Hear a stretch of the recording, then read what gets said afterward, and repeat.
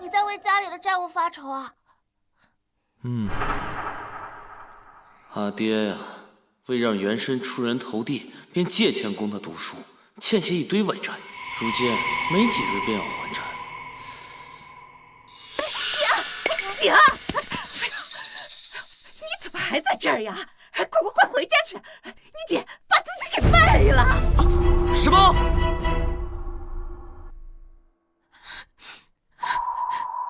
阿爹，阿娘，这些粮食够家里吃上好些日子了。我看这小妞啊是个美人坯子，又能识字。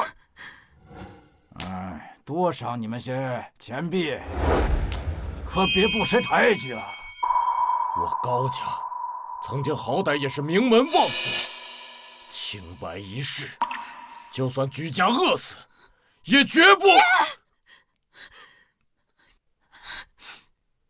儿想活命，女儿被卖去为奴，有吃有喝，死不了。你们就放宽心吧。更何况，阿弟勤奋读书，将来一定能出人头地的。这气与钱同不同意，可由不得你们呐。跟我走，走啊！我不同意。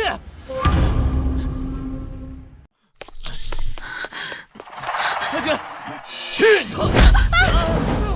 行，不识抬举的东西，给我打！往死里打！别打！不要打！往死里打！不识抬举的玩意！这位大人，求你高抬贵手，不要打了！求求你了，别打我阿弟！求求你了，求求你了，别打我阿弟！求你了！走！走啊！走！阿姐，阿姐，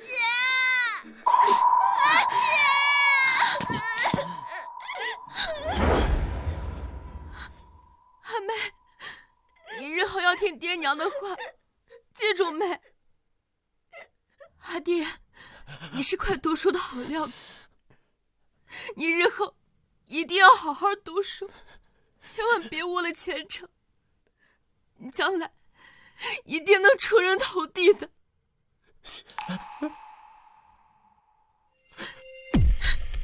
爹，娘，女儿走了，你二老珍重啊！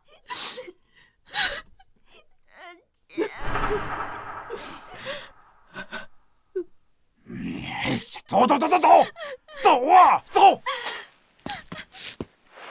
姐，月儿，月儿，阿姐，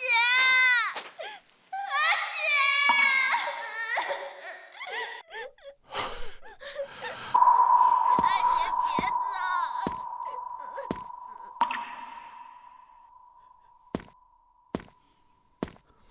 这是你姐的一片苦心。从明天起，你要加倍勤奋读书。若是被夫子看上，考中了，切莫要忘了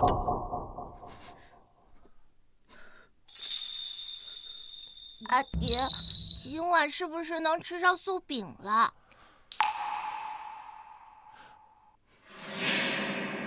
高阳，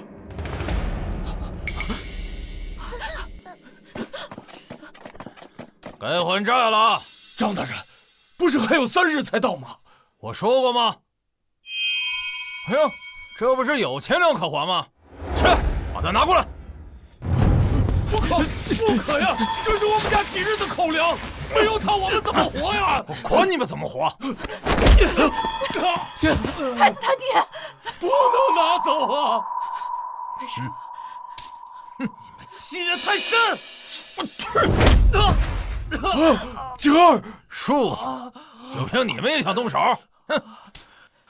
这些就算你们3成的债务，3日后把所有钱粮都还齐，不然就把你们都卖到窑子里当奴。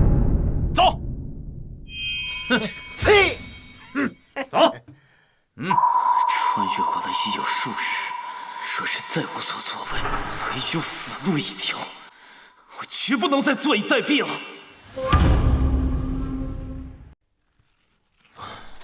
这方圆10里，连根草都挖不着。3天后我拿什么还债？去制盐？不行，这根本不行。虽然寻常百姓交了盐赋便能制盐，但是没有官家的人支持，制盐贩盐根本就不可能。阿哥，看我画的小兔子。哎，有了！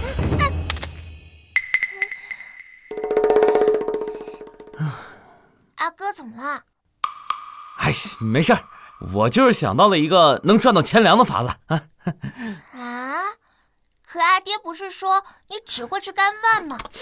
是谁说的？我先去城中一趟，记得告诉爹和娘啊！快去！哎呀，战国末期，文人雅士很受追捧，像是大儒们更是各国的座上宾，这封大夫的不在少数。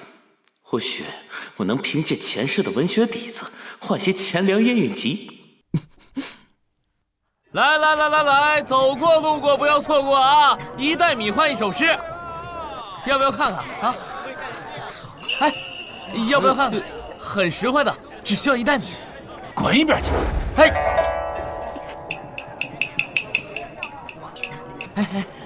先看看，等满意了再赏小的几个子儿也行。走开！你一个庶民也会认字，莫要说笑。庶民怎么了？子曰有教无类。你谁呀？哎，我操！你高个什么劲儿？谁规定庶民不能认字啊？瞧不起谁呢？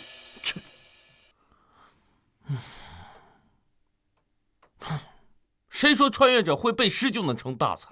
我都快吃不起饭了。让我进去吧。去！你当这是什么地方？求你了，走！这里不是你能来的地方。儒家圣地，我自然不敢冒犯。我只是想求学，何错之有？求学？就你这样的还求学？我这样的如何不能求学？既然要求学，先说说你的姓氏。姓氏，在下一介庶民，无姓氏。庶民求学，儒家不收庶民。走吧。庶民还想求学？别想了。哎，走吧。我操！欺人太甚，忍不了一点了。快走！我听说儒家不收庶民，先贤孔夫子的弟子多起于微贱，如今才过去多久，就有人忘记自己姓甚名谁了？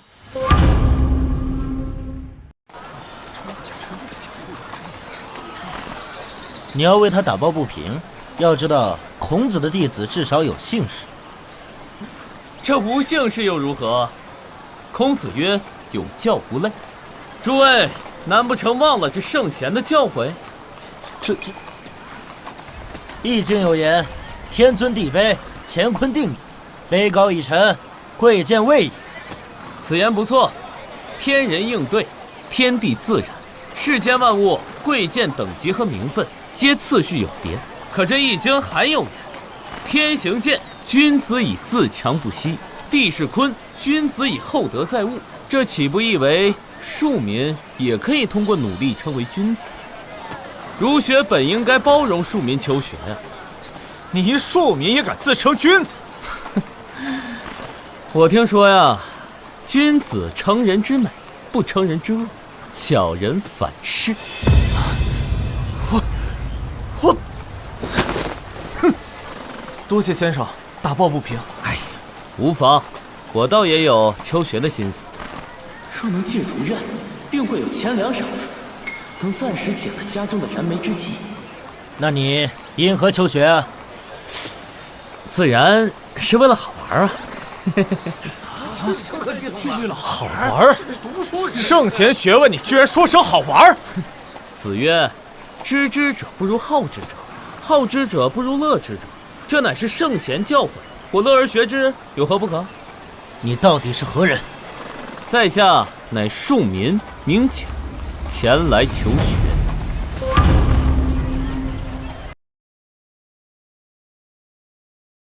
老师，老师，老师，不好了，老师！慌慌张张，成何体统？平日里学的礼都哪儿去了？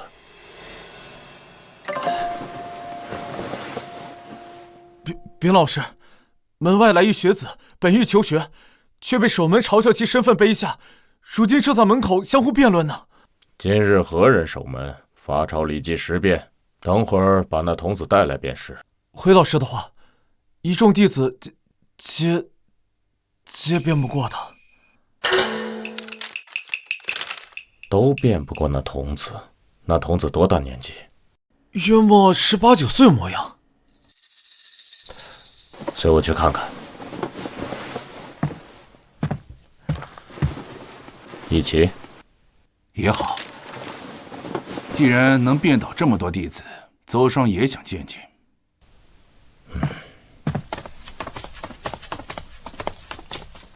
圣贤学问，非庶民可学。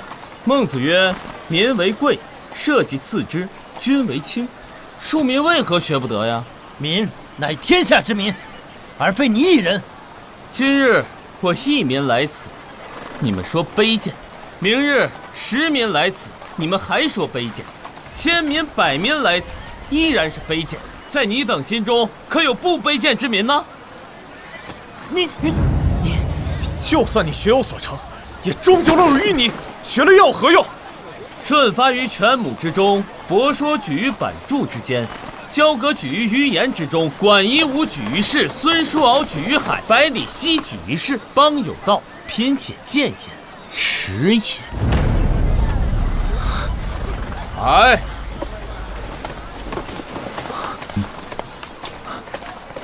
邹夫子20公。邹夫子乃如愿大主，他来了，定有这柱子好看。此子一人舌战群儒，竟如此从容之态，当真是庶民。便是你要求学拜师，师者，传道授业解惑也。我有疑惑，你若不能解答，又如何做我的师傅？你小小年纪，有何疑惑？人非生而知之者，孰能无惑？惑而不从师，其为惑也，终不解矣。你有什么疑惑，尽管问来。此人威严而儒雅，身份定然不简单。我一问我是谁，二问从何处来，三问我欲往何处去。这问的是什么问题啊？这问题，小孩，这个问题还用得着问别人？你自己不知道你自己是谁吗？你不是说你叫景吗？我可以叫景，你也可以叫景，谁都可以叫景。那请问，景又是谁呀？先生，可能回答？你这3个问题，我回答不了。什么？你这3个问题，我回答不了。夫子都回答不了。秦夫子到。秦夫子来了。小友，老夫来回答如何呀？见过秦夫子。你见过秦夫子？竟然惊动了秦夫子，他乃齐国君王亲封的大夫，是邹夫子的前辈，注定名垂青史的大儒啊！见过秦夫子。秦大夫都来了，在战国得罪大夫可不是一件好事，尤其是庶民。战国时期刑不上大夫，礼不下庶人。若是庶民，但可冒犯士大夫或其身边人，都不会有好下场。我还是低调些为好。老夫尝试着回答你的疑惑。我是我，从生出来往死处去，可能解惑。多谢先生解惑。看来此答案你并不满意啊。说实话，老夫也不满意，只是勉强答之。如果你有更好的答案，不妨说来听听。小的哪有答案？先生的回答足够了。既然如此，那老夫问你个问题。先生，请问，你觉得人性是善还是恶？秦夫子这是在考验我。儒家8大信，失传一信。秦夫子这一信认为人性本恶。我若是回答人性本恶，或许就能拜师秦夫子，抱上大腿。可是，怎么，这个问题很难回答吗？一诚心诚，一诚心诚，一诚心诚。回先生，我认为人性无善无恶，人心却有良知。良知？可是出自孟子的《尽心篇》，人之所不学而能者，其良能也；所不虑而知者，其良知也。正是，无善无恶心之体，有善有恶意之动，知善知恶是良知，为善去恶是格物。细细说来。性是心的本体，天是性的根源，身之主宰便是心，心之所发便是意，意之本体便是知，意之所在便是物。本心无善恶，所谓善恶，只不过是意在动。人人皆有良知，以良知来区分善恶，格物即格心，格出恶意，穷究己心，致良知，知行合一。虽有道家之意，却尽道出儒家真意。老夫愿收你为真传弟子，你可愿否？啊？什么？这后事了不得呀！真是了不得呀！真厉害！秦夫子唯一的亲传弟子入朝做了官，本以为不会再有人能让秦夫子收为亲传弟子，不曾想竟有第2位啊！此子前程，定然不可限量啊！是啊。徒儿拜见师父。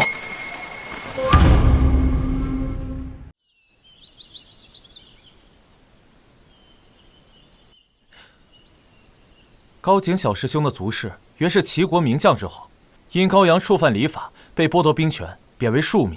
高阳为小师兄谋出路，四处求学借债，只为供小师兄读书，还因此欠下了一大堆债，日子过得尤为清贫。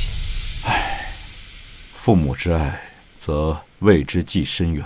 虽为前手，父劝而教，愿子以学立身，怪不得他有如此学问，是有一位好父亲啊。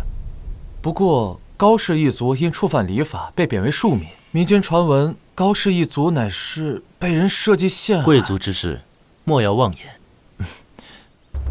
汉子樊荔枝，你们小师兄出入儒院，你们各将一份贺礼送与他家。是。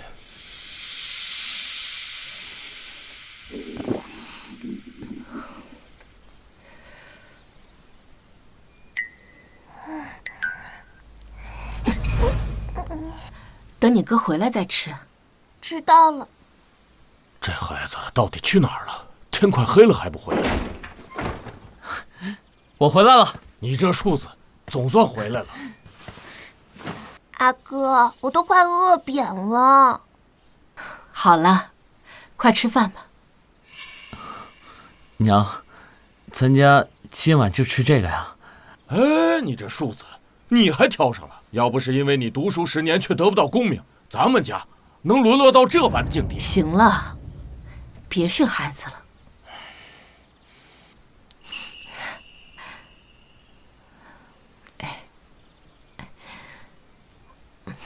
来，来。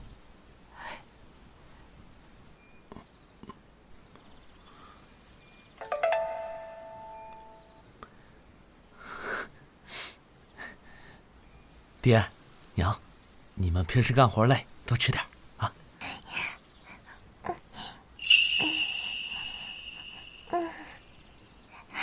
我个子小，吃不了这么多。我跟你们娘啊都不饿，你们正在长身体，多吃点啊。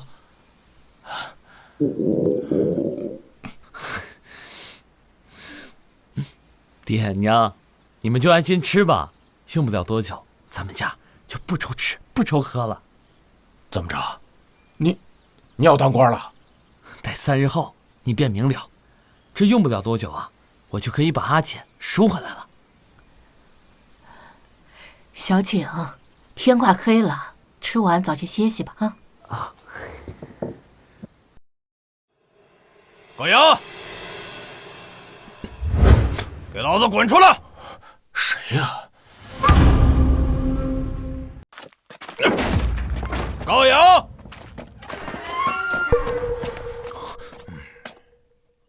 这张大人，高阳，欠老子的钱粮该还了吧？张大人，这不是说好了3日后还吗？我现在手头没钱粮啊。3日？去你娘的！爹，孩子大爹，你没事吧？这是咋了？这是又是那张虎来催债。不是说3日后才会来吗？这才过去半日。这张虎啊，在外头也欠了人债，怕是自己还不上，所以来找高阳一家子。哎，看来连这最小的女儿都要被卖喽。这张虎啊，这种买卖可没少干。嘿，他们呢，那就是活该。为了供一个大郎读书啊，嘿，欠了那么多债。要我说，他们就不该想东想西，好好耕地有什么不好啊？这像我家刚儿如此聪慧，我可没舍得送他去读书。更何况景那小子读了那么多年，也没少有出息。就是，高阳，我可是给足了你10日，可我一根草1分钱都没见着。可我们说好的是3日后再还呢。哼，那又怎样？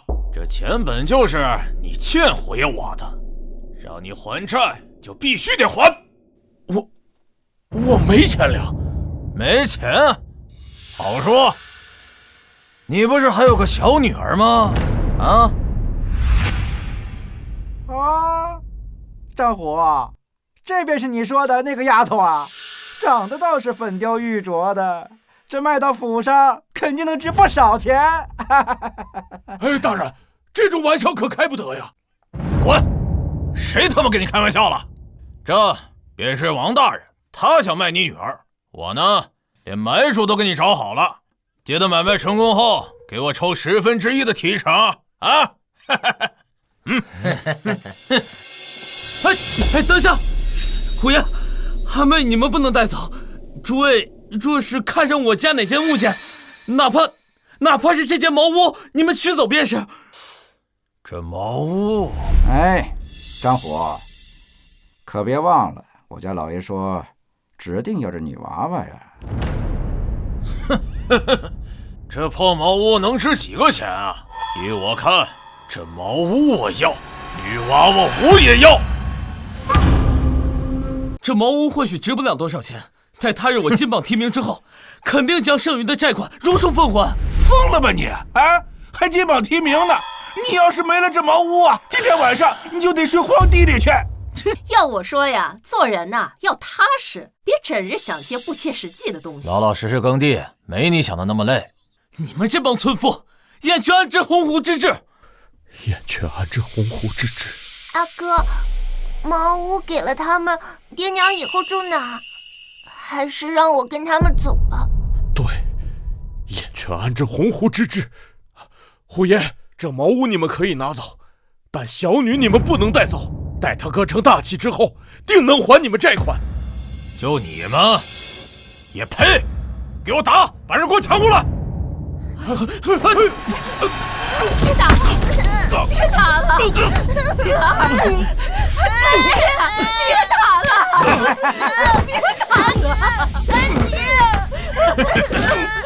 别打了！我愿意卖给你们，你们带我走就行，别打了！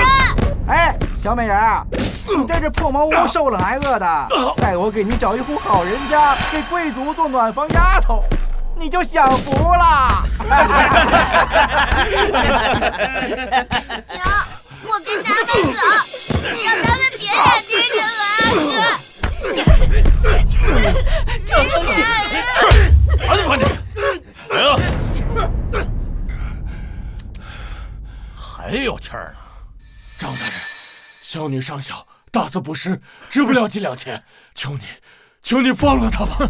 放了她？那你欠我的债谁来还？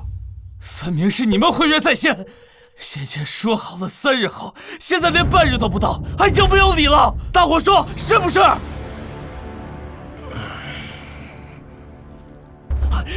树子，你想搬救援，问过我了没有？你问他们，谁敢得罪我张虎？你敢吗？还是你，敢不敢？不敢。哎呦，虎爷啊，他们都是活该，我等可不会为了他们得罪你。你们，是风日强，是太县令，阿妹，你们带不走。树子，你很狂啊！那我就让你知道狂的代价。姐儿，跪下！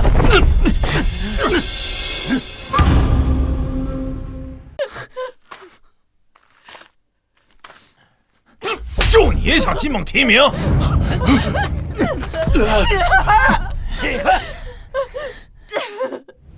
凡夫俗子，岂知鸿鹄之志？鸿鹄之志。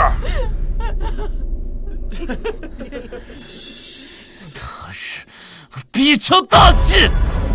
哎呀，必成大器。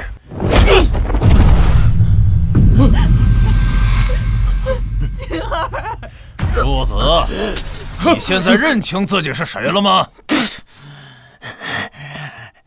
我乃虎虎，嘴真硬啊！说，你是谁？大人宽宏大量，我儿年纪尚小，不懂礼数，求大人放过他吧，大人。求求你了，别和孩子计较，求你了！坏人，放开阿哥！滚！大人，别打了，再打要死人了。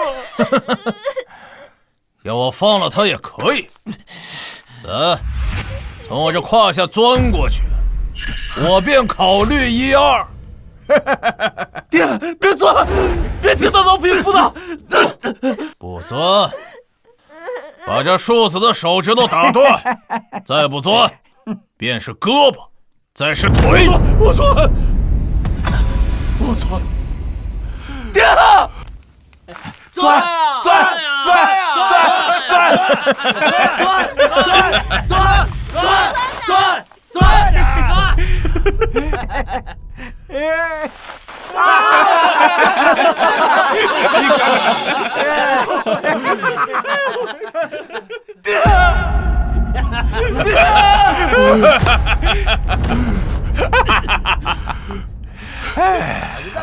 哎呦，你看这是怎么样？你现在认清自己是谁了吗？来，再钻！等等，我是庶民的儿子，我是庶民，是匹夫。哎呀，好，哼，认清自己就好。张虎，若是让我活着走出这院门，定会让你付出1000倍的代价。时候不早了，带上这小丫头，我们走。别碰阿妹！你这树子还是不服，给我打到他服为止。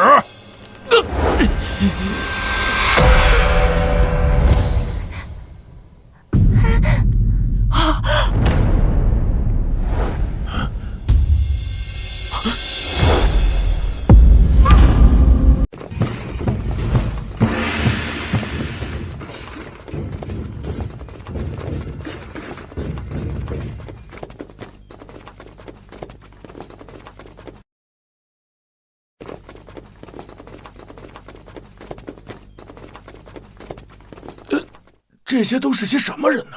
如此大阵仗，穿着不凡，身份定不简单，一看就是个达官贵人。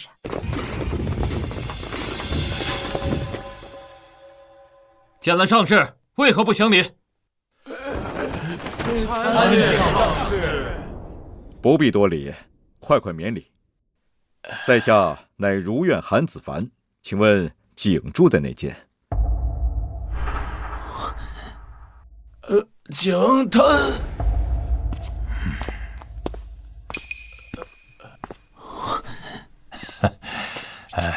在下见过韩公、李公，不知二位来此是所谓何事啊？我们来找景，不知他住在哪间？高景？他怎么突然问起高景？莫非这庶子与如月有关系？韩子凡，我在这儿！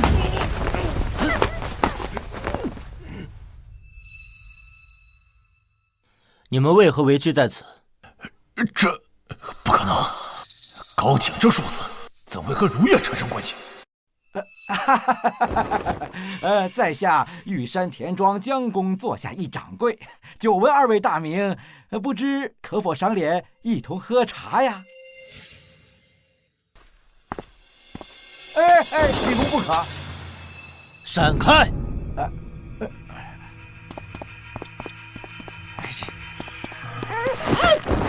死丫头，敢咬我，你找死！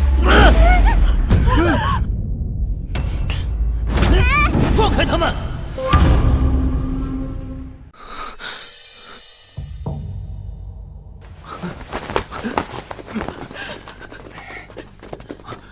你们竟敢对一个孩童下如此狠手，真是不知廉耻！韩公息怒，是这等小人欠我钱粮不还，我便出手教训了一番。对，原本啊，我们想把这女娃子买走，谁曾想她突然反悔，还趁机打了我们呀！胡言乱语，分明没有此等事，是你们颠倒黑白，是你们不讲信用，强买！住嘴！欠债还钱乃天经地义。韩公，不信可以问问这帮村夫啊。对，是锦衣家欠钱不还，还出手伤人。虎爷、楚爷是被逼无奈。你们这帮趋炎附势的软脚虾，难道要弃真相而不顾吗？我也是为你们着想，就为读个书，把房子都读没了。你们今后住哪儿？就是，明明是农民的命，偏要想着去当官。哼，谁对谁错？你们真当我眼瞎？李公啊，我们说的可是句句属实啊！句属实啊！景，乃我老师秦夫子亲传弟子，我的小师兄，岂会犯这种错？你说什么？他是秦夫子亲传。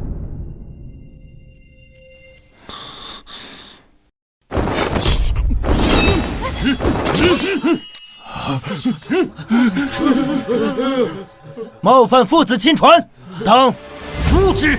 什么？小师兄，你没事吧？爹，小妍，娘，你们歪吧？歪。我们没事，倒是你，疼不疼啊？我没事。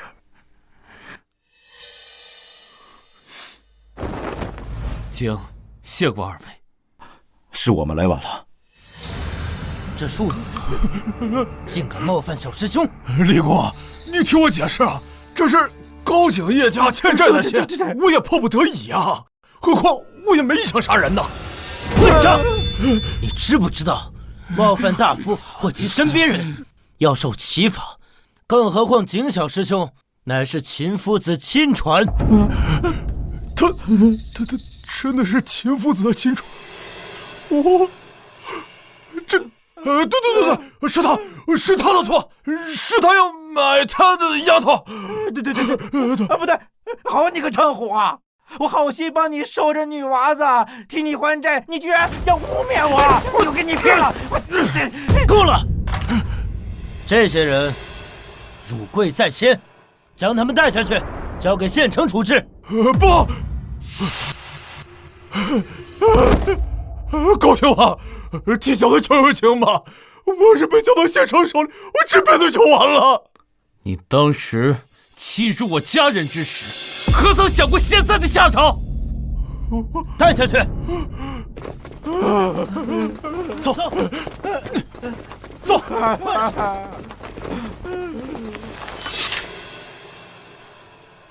小师兄，此等恶徒，须以律法严惩，否则日后定会再犯。我定会让县城使其付出代价。谢过李公。儿子，你当真入了儒院？这韩公和李公都站在面前了，这还能有假？哎呀，好啊！我就知道你能成大事，也不枉我这些年的辛酸教诲。没有辱没祖上三世公族啊！将贺礼拿上来。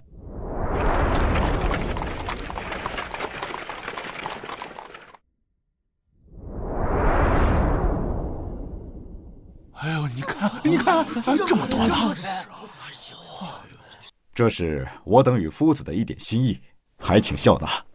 这么多吃的都是给我们的吗？还不快谢过二位！谢过二位。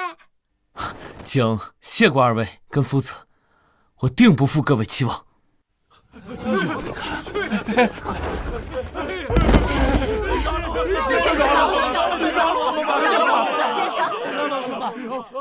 乱世，人人自危，这不过是人之本性罢了。望诸位日后好自为之。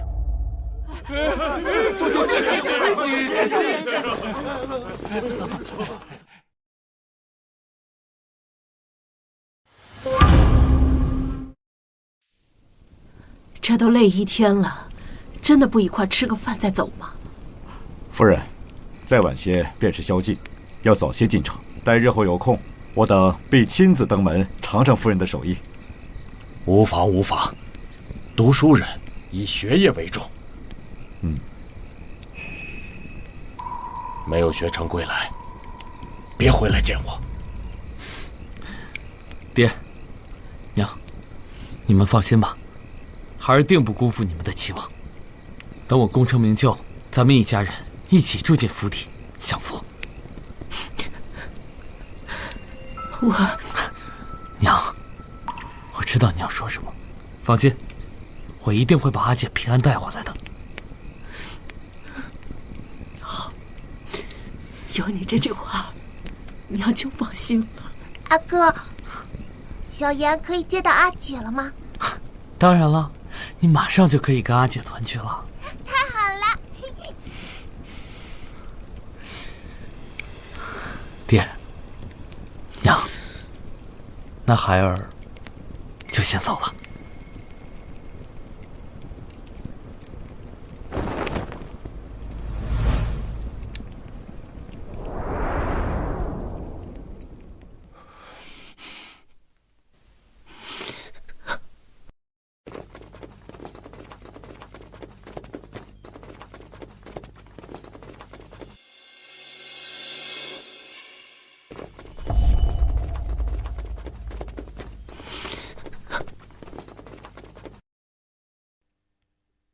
爹娘，你们快回去吧，外边冷。日后若是有人找麻烦的话，你们就去找县城，他跟老师是交好。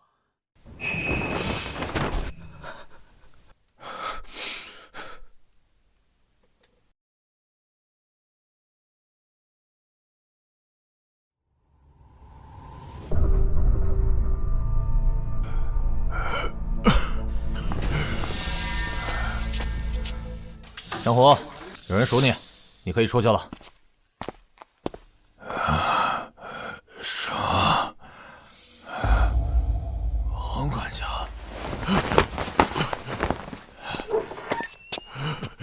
王管家，你一定要救救我！蠢货！听说是如愿的人把你害成这样的。对，是如愿的高景。高景？他好像有个姐姐在我们府上。您的意思是，怎么处置随便你，敢坏爷我的生意，就算是如愿的人也不行。是。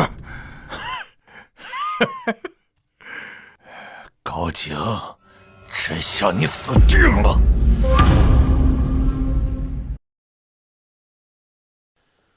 牵着大松，是过须上之。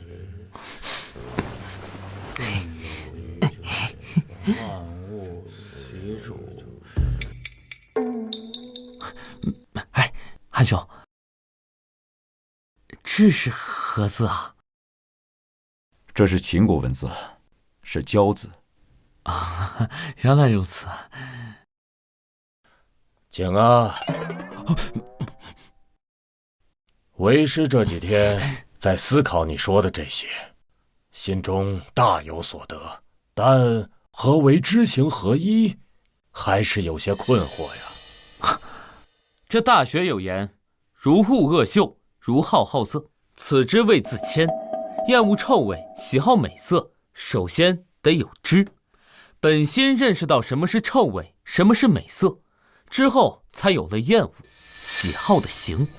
有知才有行，恶恶臭，好色，就是知行合一。哦，原来如此，原来如此啊！老师，这几日都是你在向小师兄请教，而小师兄想学的都是我在教，这到底是谁在教谁呢？三人行必有我师焉，谁教不都一样吗？那景啊，你想学什么？这先学认字吧，把字认全了再学别的。穿越这些日子，就只会奇文，其余的一概都不会。还是得多学些。老夫通晓33种文字，你想学哪一种啊？儒家讲究博约，我都学。尚书还讲经医呢，你同时学习33种文字，你学得过来吗？学得过来，我还年轻，时间还很多。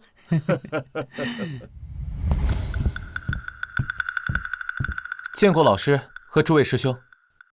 何事啊？景小师兄托弟子去寻阿姐的消息，现已经有了音讯。快讲来！听闻人就在郡守府，是田氏的郡守府。有何说法？郡守乃是田悦，是当今齐王国戚，想要从他手中赎人，恐怕没那么容易。那我也得试试。我陪你一同前去。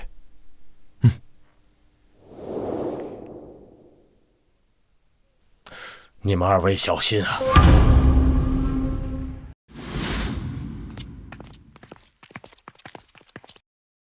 站住！这里是郡守府，外人不得入内。二位，在下是如愿景，有事要见郡守。有檄文吗？没有。那说在下不能放行了。在下有要事在身，还劳烦请示。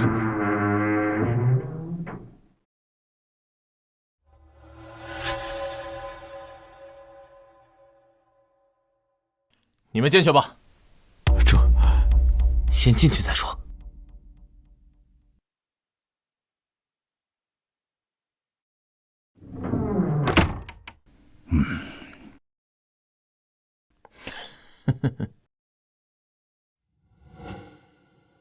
止步！小子，又见面了吧？张虎，放了我姐！阿弟，你来这儿做什么？你小娘们儿，哼！再嚷嚷，信不信我撕烂你的嘴？恕自己敢！小师兄，冷静。你便是秦夫子新收的亲传呢？是我，又如何？哼！即便是秦夫子也不敢如此跟我说话。你算什么东西？竟然还敢坏我的生意！小师兄，他是王夯，田郡守的亲信，平日里主管府内大小事。底下的人这样，看来那田郡守也并非君子。如生，你想赎回这小娘们儿，倒也不是不可。你给3000钱，这小娘们儿你便可带走。3000钱，一个中下级官吏也要3、5年才能攒到，如此狮子大张口，与土匪行径有何区别？没钱呐！哎呦！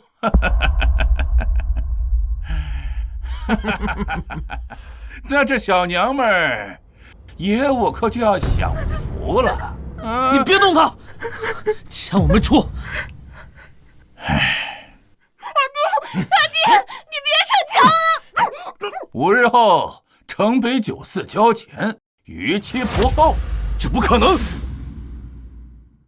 好，5日就5日。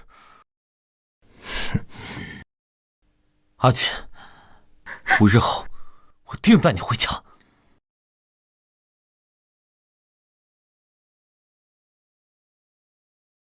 王管家，他真能做到？早就该打压这些儒生的气焰。哼哼。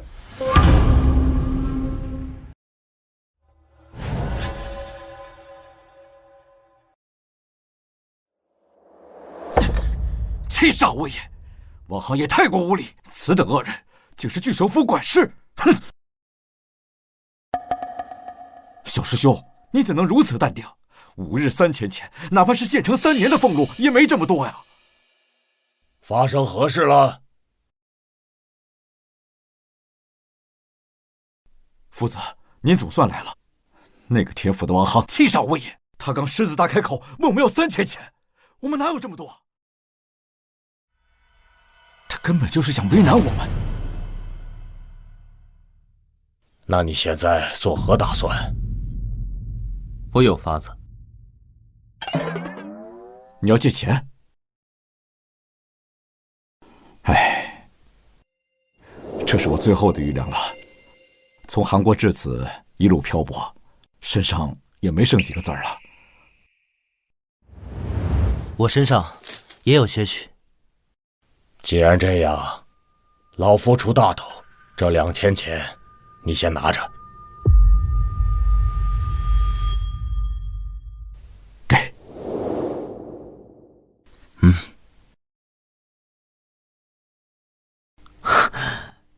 请谢过老师与2位。不过，我并非是要借钱。你不借钱？我是想要诸位投资我，助我营商。小师兄，你要用我们的钱，那还不是借？哎，并非，我出法子，诸位出钱，事成之后皆有分成，还可钱生钱，再生钱，如何？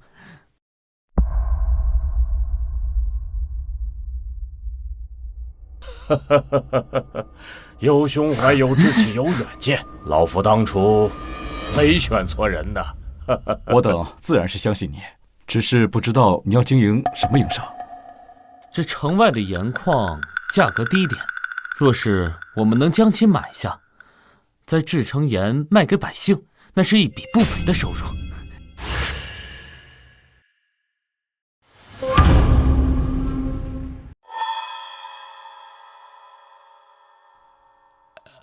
诸位，这可是一笔大生意啊！小师兄啊，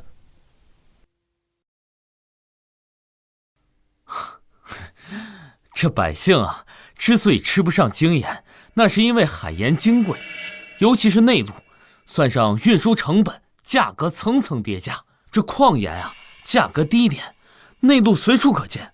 只要我们稍加包装，他们定会疯抢。届时别说是3000钱，就是万钱、10万钱也不在话下。好了，住口！怎么了？小师兄，这盐山的矿盐有毒物，食用轻者腹泻呕吐，重者癫痫致死。这种害民之事，我等万不可碰啊！你最好给为师一个解释，否则罚抄礼记100遍。哎，老师莫要着急，这盐山之毒，并非盐之过。乃杂食之过也。何意啊？食盐当节，需去杂存精。我这便拿给大家啊。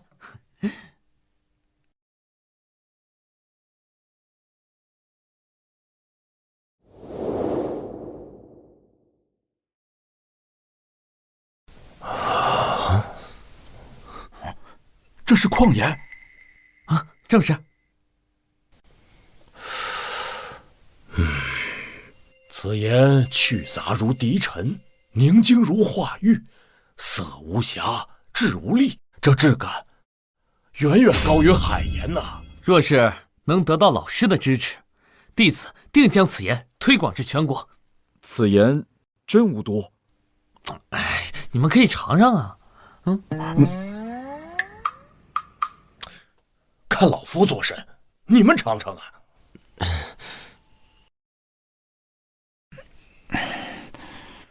李芝，我是兄长，你来尝。啊，长兄立身，当为弟之表率也。弟之表率，应替兄分忧也。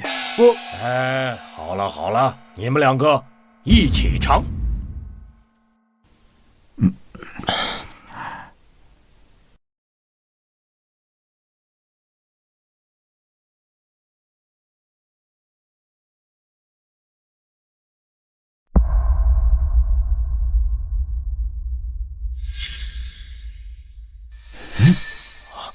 如何？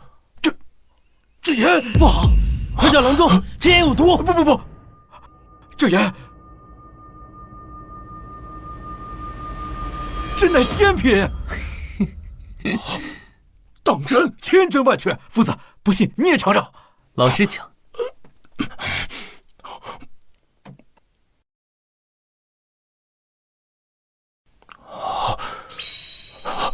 此盐真乃绝品呐！这生意我做了。小师兄，还有我们。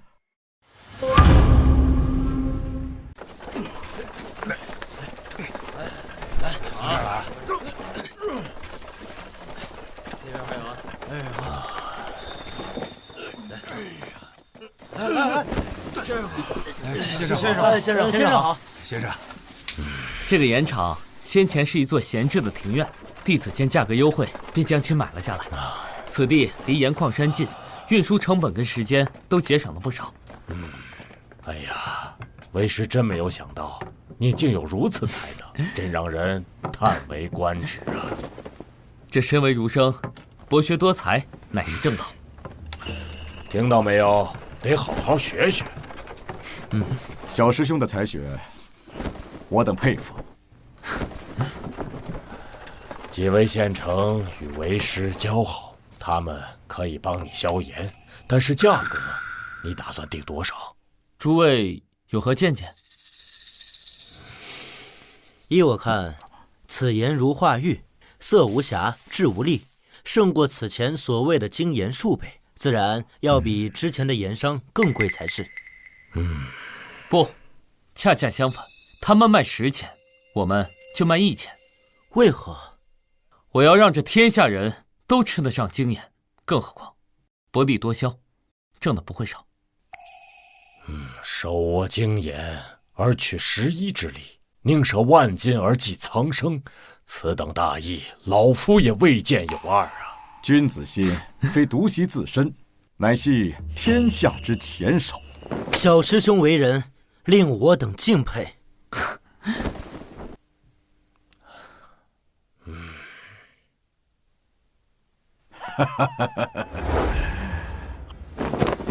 好啊！哎呀，郡守，您找我？来，尝尝。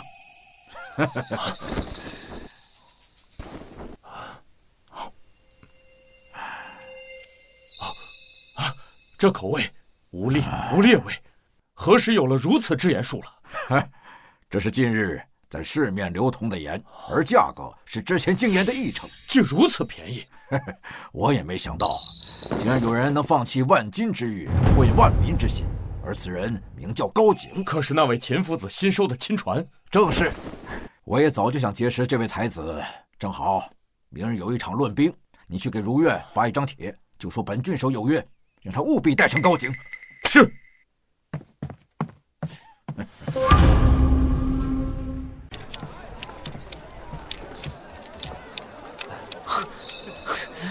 这短短3日，便收回了10万刀币啊！小师兄，我是真佩服你啊！所谓薄利多销，没想到竟如此有效。才3日便卖出10万钱，这其中大部分都是官府收购所用。不过这还只是一个郡的份额，倘若是卖到邻郡，不敢想会有多少。不过小师兄，你可要万分小心，如此精妙的制盐法，万不可外泄，否则会引来杀身之祸。这世道千人不安分，天下越来越乱，在下岂会不知这个道理？5日之期已到，也该接阿姐回家了。小师兄，我与你一同前去。我也一同，免得那厮不讲信用。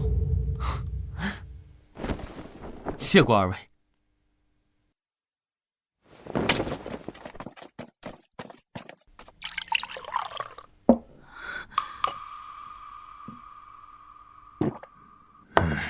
胡爷，时辰已到。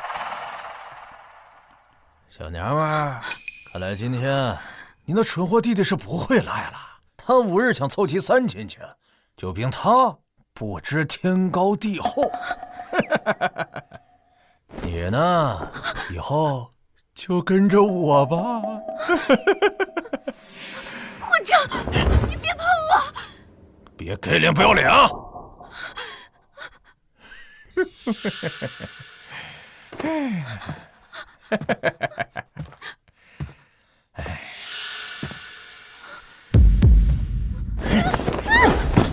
你干什么？你别碰我！王管家说了，你任凭我处置。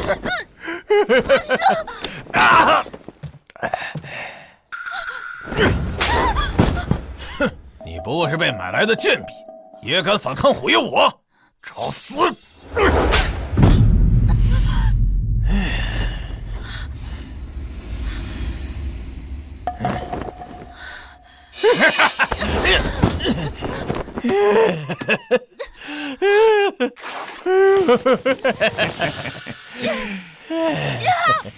阿弟，你们在哪？救救我！救救我！救救我！你还想你那废物弟弟来救你？别痴心妄想了！别碰我！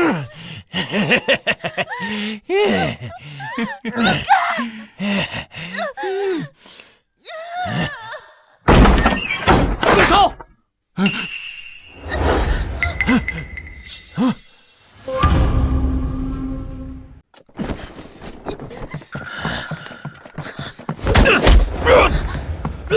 姐，阿姐，对不起，我来晚了。阿弟，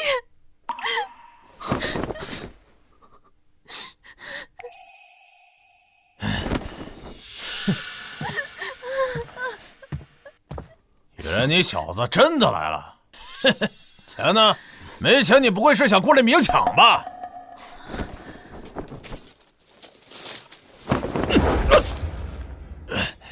你小子敢砸我，干他！我看谁敢！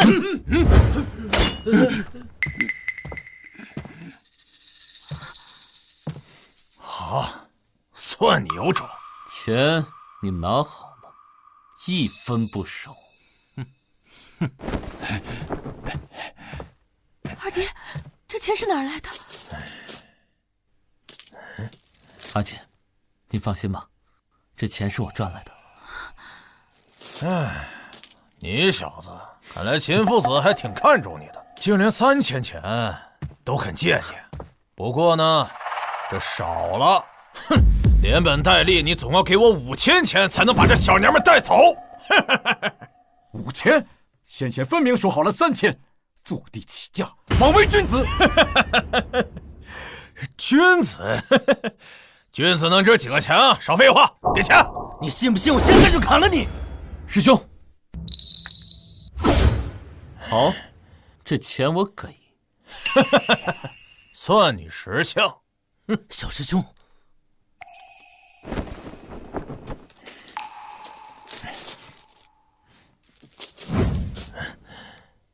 拿好了，别丢了。还真有2000钱啊！看来刚才是我要少了。不过，我们以后有的是机会算账。我们走。等一下，我让你走了。什么？刚才你是哪只手碰了我姐？你说什么？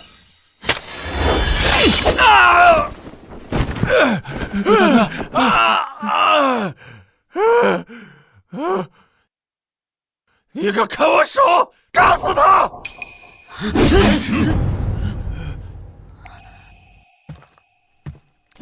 这只手就当给我姐赔罪，以后把头低下做人。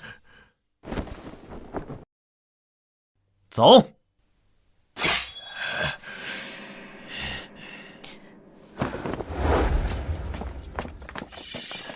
好急！爹、娘、阿妹，以后啊，这就是咱们家了。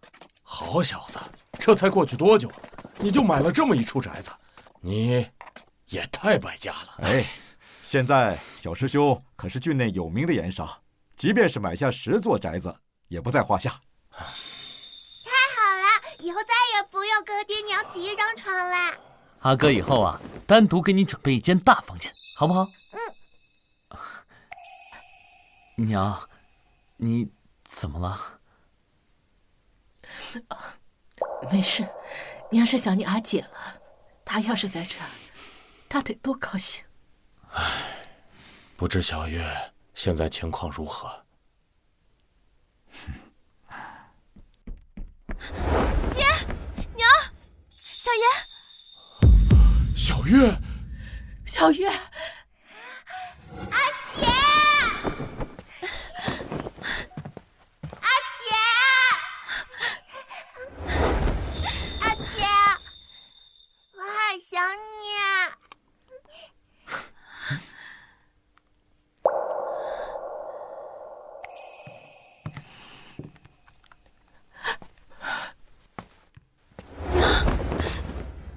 阿月，娘的好女儿。好小子，你都做到了。大丈夫出言必行，岂会言而无信？好啊，我高氏一族总算又要重振辉煌了。哈哈哈哈哈！小师兄，小师兄，夫子找你，何事？啊，是郡守，他特地要求你一同去参加论兵会。你是说郡守田悦？啊，正是。他为何突然找我？难道是因为张虎和王夯的事儿？也许来者不善。小师兄，我们一同前去。好，正好，我也想去会会他。走。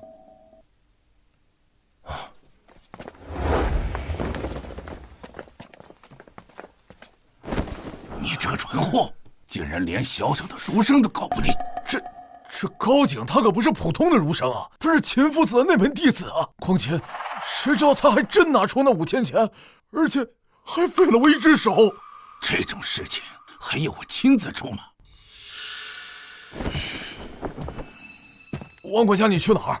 今日必须好好教训这不知天高地厚的庶子，让他知道这是谁的地盘。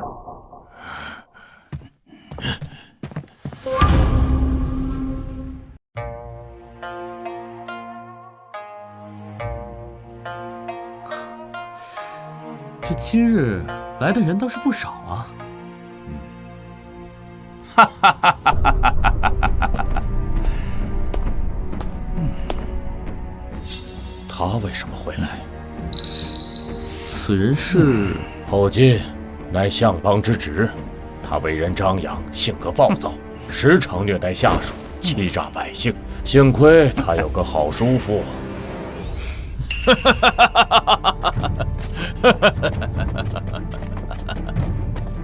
蒋毅也来了。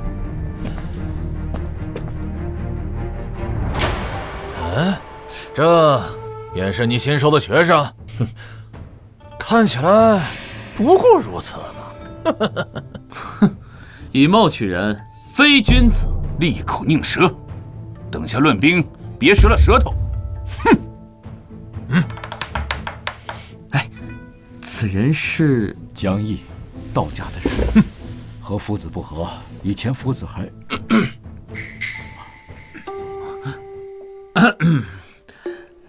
哎，这田悦喜好哪门学说呀？田悦的祖父乃是齐王亲封的司马，他从小耳熏目染，精通兵法。兵法，我也略懂一二。师兄，你与郡守府的王夯有恩怨，可兵法并非你的强项，切记等下莫有乱说话啊！你怎知非我强项？这里不是如愿，来这里的人非富即贵，若是惹出事来，夫子也很难保你。哎，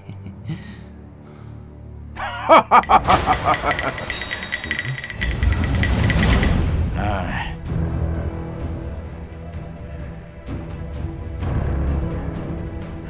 啊！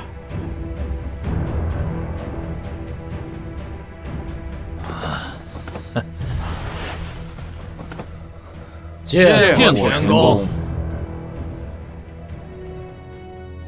周公免礼。今日田某邀诸位，是想一同谈兵论道，不必多礼。来，田某先敬周公一杯。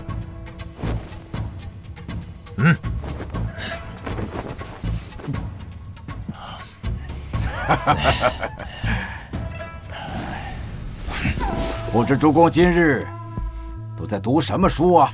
这几日在读六韬，深有感悟啊。哦，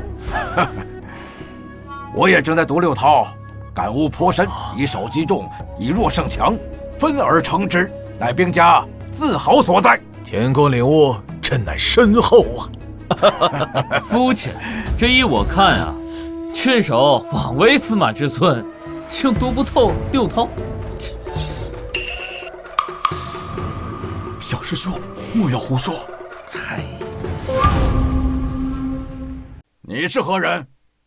田公，他名景，是老夫新收的学生。哦，他就是高景。哼，谁人不知以弱胜强，以少胜多，一向是兵家自豪所在。秦夫子，你弟子竟然连这点都参不透吗？这依我看啊，你比郡守更蠢。你乃趋利之犬，见贵则摇尾，见贱则狂吠，宁辨是非也。小师兄，你敢骂我老师？如月没教你尊老之礼吗？我所尊者，非年岁之老，乃德行之高。你，田公祖父乃司马，岂不比你懂得统兵？在下不知，跨马不识途。你竟敢将后宫比作跨马，简直是狂妄无礼！小师兄真能说，这就是老夫让他畅所欲言的原因，他不会输的。行了，此宴本就被论兵，周公皆可反驳。高景，你认为我所言不妥，那便请说出理由。在下看来，无所谓以弱胜强，大多都是恃强凌弱，以多打少罢了。胡扯！哦，何解？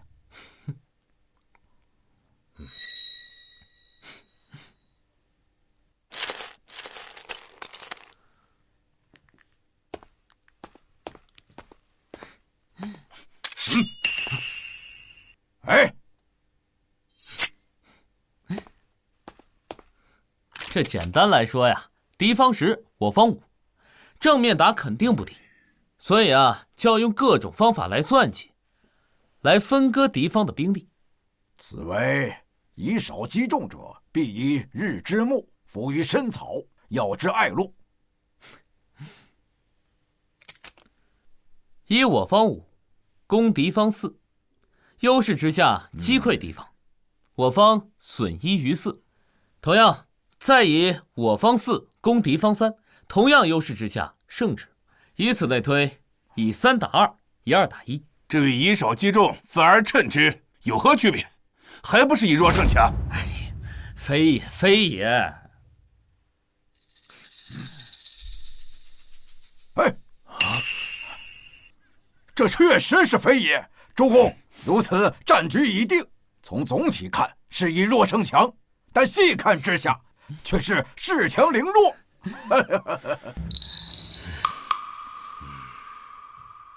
还真是如此，莫非小师兄真懂兵法？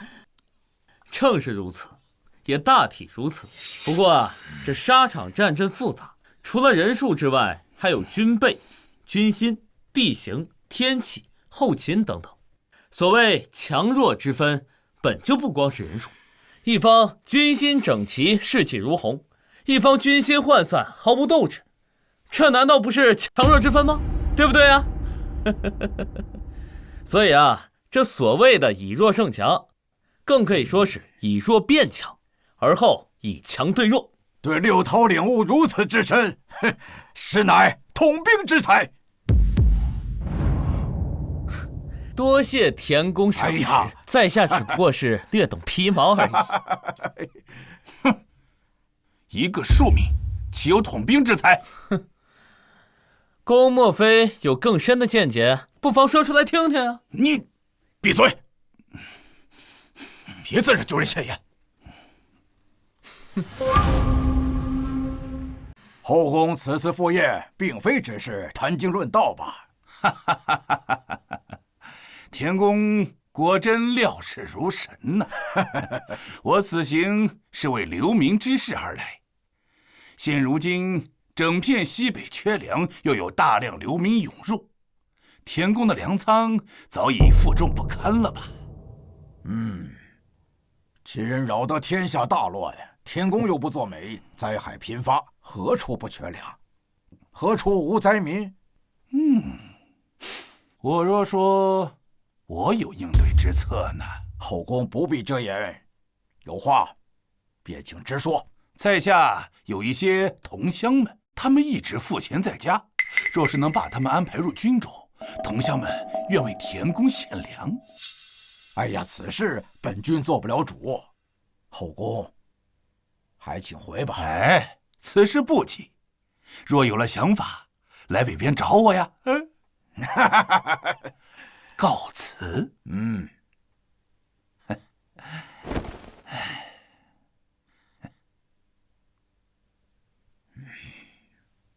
田公，此人心存不轨啊！他的叔父乃是相邦，何须我们来安排同乡？况且是西北这种贫瘠之地，看样子那些流民和他脱不了干系。可我们真有无粮可用，那些豪强士绅又不肯松口放粮，又当如何？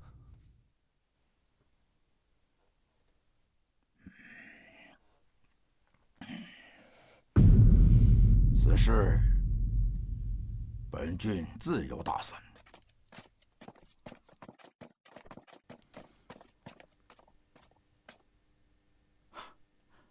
小师兄，我没想到你对兵书有这么深的领悟，在下佩服。当然了，我始终坚持博约精神。你方才在宴上出尽风头，可田月非寻常人，你定要万分小心。景先生，景先生，我家主人想见你，请借一步说话。田公，他有何事？请随在下去便是。好，放心，老师还在府中，不会有事的。请。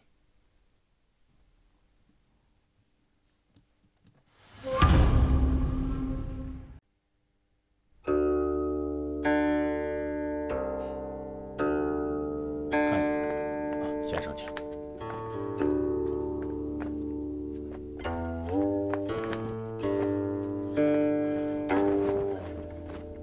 见过天公。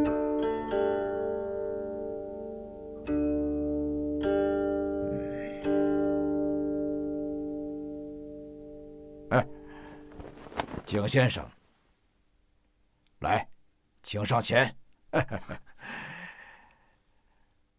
先前在宴上，先生似乎对我有怨。在下不敢。不敢？那就是心有所想。这田月不会因为这点小事就要杀人灭口吧？田公有事便说，不必拐弯抹角。拐弯抹角，好词。景先生说话总是那么精辟入理，那我便直说了。秦人欺我齐人太甚，秦人攻不破我齐国的城墙，现如今妄想破我齐人之心。要想一个国家灭亡，必先教其志，乱其政，腐其身，离其心。秦人深得六韬之道，这正是我找你来的原因。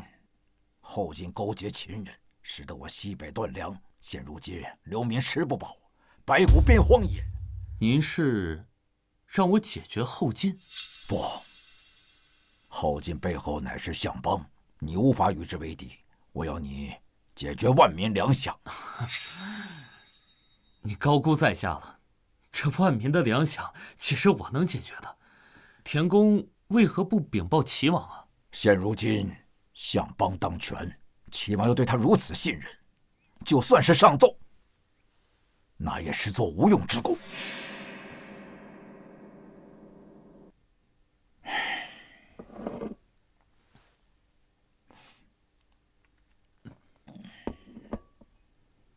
只要你能解决外面粮饷，你和你的士族都将会提升为士族，且后晋日后绝不会惊扰你和你的家人。莫非田悦真不知手下人所做的龌龊之事？如何？这加官进爵乃是振兴士族的希望。好，一言为定。不过先前说好，无论什么方法都行。没错，只要你能够解决粮饷。好，那你大概需要几天时间？只需30。你确定？在下先告退了。景先生慢走。主公，您真相信他能办到？此子城府极深，先前在宴上故意挑衅于我，后来又用六韬之道引我注意，看样子他似乎听到了一些风声。那您还选他？他若真能解决粮饷，这何尝不是一件好事？可他没法解决粮饷。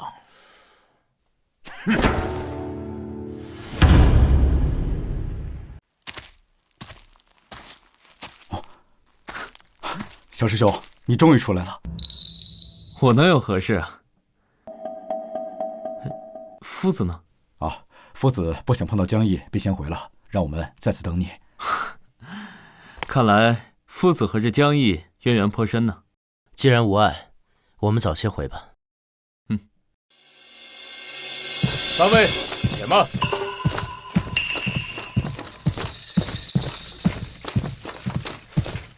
不知张将军所谓何事啊？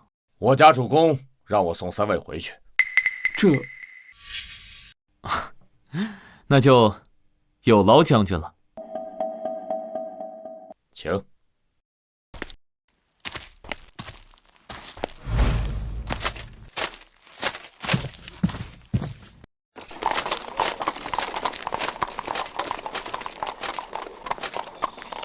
听闻张将军曾随田司马一同征战沙场，屡立战功，立下了汗马功劳。那都是许多年前的事了，不值一提。有何不好提？大丈夫当提3尺剑，策马踏疆场，方是真英雄。过奖了，过奖了。景先生如此年轻便有此作为，将来定不可限量啊！这便是高进的车队。正是，很好。随爷爷我上，走走。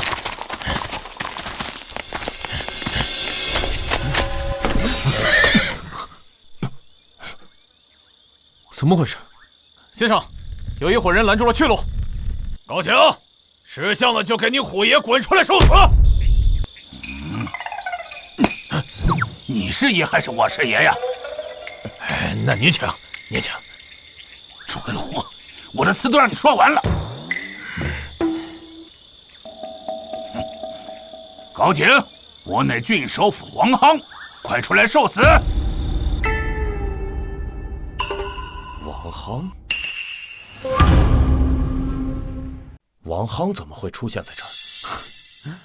此事啊，说来话长。这王夯啊，哼，这王夯仗势欺人，竟仗着郡守的名声，在外作威作福。景先生，莫要担心，我这就出去杀了这厮，还你一个公道。有将军一言，景便安心了。高景，快出来受死！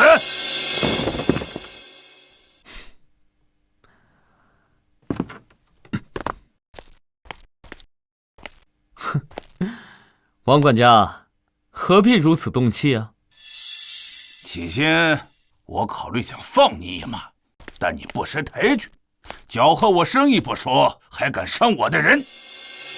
钱我给了，至于这张虎的手，是他冒犯我姐在先，分明是那小娘们想勾引我的。一派胡言！你们如此漠视大齐律法，就不怕刑罚吗？不曾听闻郡权凌上，令不出宫。哼，弃法废度，纵性而轻，与豺狼何异？少说废话！哼，今日我就让人先给你剁了，明日我再让人去把你姐那小娘们给吃干抹净。找死！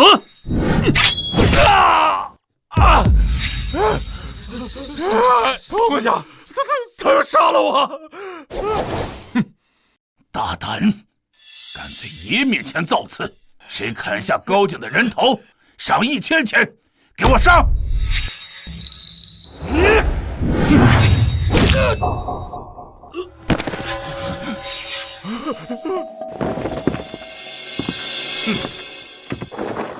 本将军在此，我看谁敢动景先生。本将军在此，我看谁敢动景先生。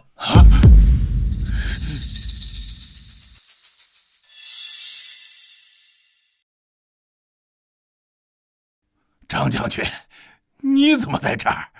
王管家，你在外好大的威风！张将军，你听我解释啊，是他挑事在先，他搅坏我的生意。住口！你自己回去与田公解释吧。若是让田公知道此事，我今后只能在牢狱中度过，只能……张玉，你给脸不要脸！我们人多势众，你们势单力薄，那你就留下来陪葬吧，杀了他们！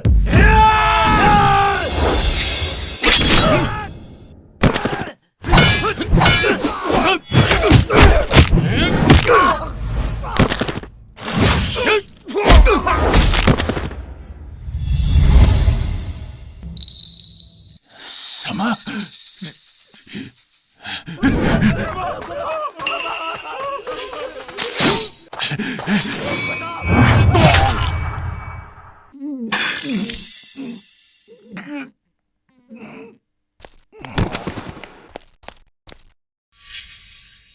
不自量力！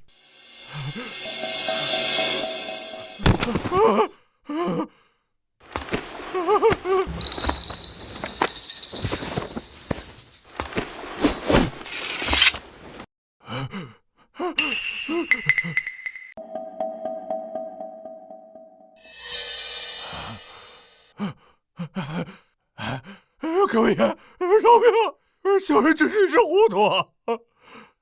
张虎，你作恶多端，死有余辜！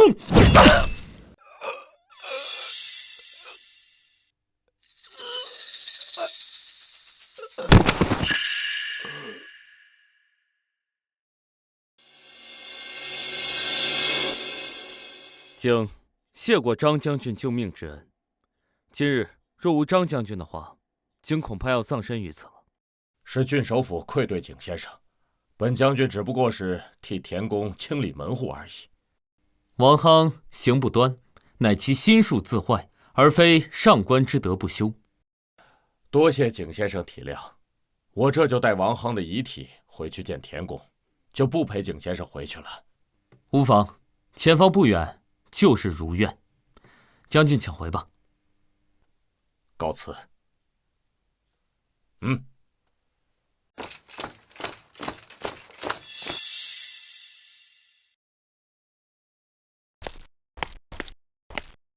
禀田公，王夯死了，是被本将亲手所杀，因他……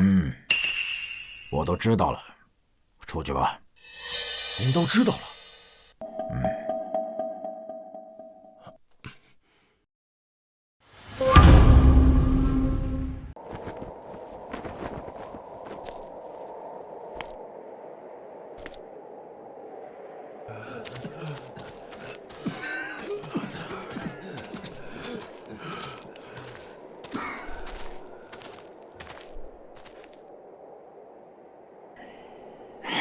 3日已到，景先生直到现在还没有任何消息，莫非他逃了？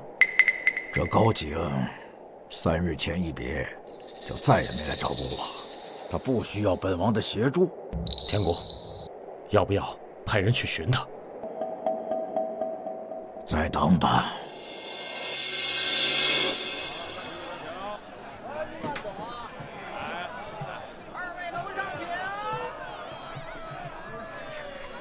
阿哥，我还要吃。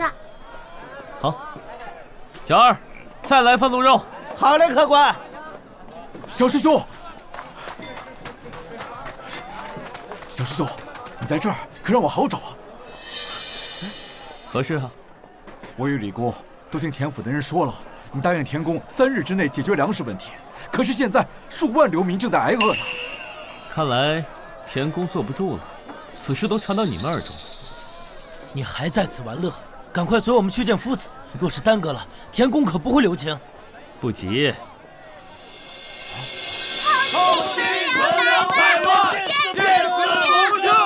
后进屯粮100万，见死不救！后进屯粮100万，见死不救！后进屯粮100万，见死不救！听闻这后进屯粮100万，却不愿意放粮，而且听说这饷粮乃是官家的救济粮，他不但拿出来卖，价格还翻了数倍。这是要发国难财啊！他乃相邦之职，本应尽责尽力，如今却弃百姓而不顾，简直不是个东西。哎，小声些，小声些，小声些，没听见。我就说他能拿我怎样？嘘，隔墙有耳。小师兄，这消息是你放出去的？这田公只说要他们吃上粮食，可没说用什么手段，我只是顺势而为罢了。那些灾民多日未食，他们为了活下去，什么都做得出来。对，接下来他们会破仓抢粮。后进屯粮100万，见死不救！后进屯粮100万，见死不救！今天必须让后进开仓放粮！开仓放粮！开仓放粮！开仓放粮！开仓！开仓！姓后的，你仓里的粟米都囤成山了，就看着我们啃树皮吃黄土吗？这本就是官家发的救济粮，是这姓后的私吞了。我们缴税纳银，可不是让你发国难财的。对，必须让他开仓放粮！开仓！开仓！开仓！开仓！开仓！快去！快去！开仓！开仓！开仓！开仓！开仓！开仓！这后进私藏军粮，拒不赈灾，乃屯粮务民，不占法理。小师兄，你则是名正言顺，高，实在是高。不过后进乃小人也，他若知道，定不会放过你的。吃一个。来，好吃。好酒。主公，不错，主公，主公，如此慌乱作甚呢？主公，大事不好了！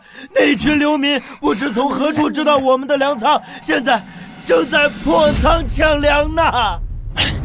什么？是谁干的？是谁干的？我必杀之！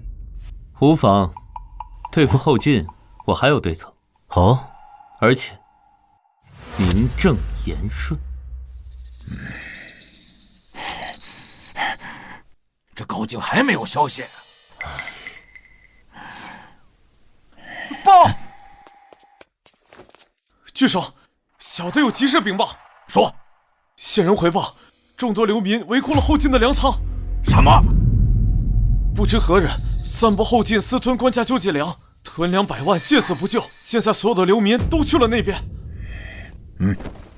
是。田公，这一定是景先生所为啊！可这绝非好事。若流民暴动，劫掠其他百姓，我岂不是要背上纵民作乱的罪名？况且若后进得知，定会和我们翻脸。那我们现在该如何应对？报！禀告主公，景先生来信。念。警卫粮食一事焦头烂额，唯有郡守能解，竟还请郡守颁布以工代赈令，组织流民修筑设施，按劳发粮，稳住民心。同时，再以赈灾需彻查郡内田产为由，彻查后进粮仓。后进县如今囤粮100万，却见死不救，已是激怒人心。对他来说，那粮仓就是烫手的山芋啊！田公若不想背上纵民作乱的罪名，就需以赈灾、核查郡内田产为由，彻查后进，一切名正言顺，顺从民意。后进不得不做，到时后进只会认为这是田公所为。没错，小师兄，我实在是佩服。好啊！嘿，高景这招还真是妙啊！田公，那我们现在应该如何？如何？收粮去！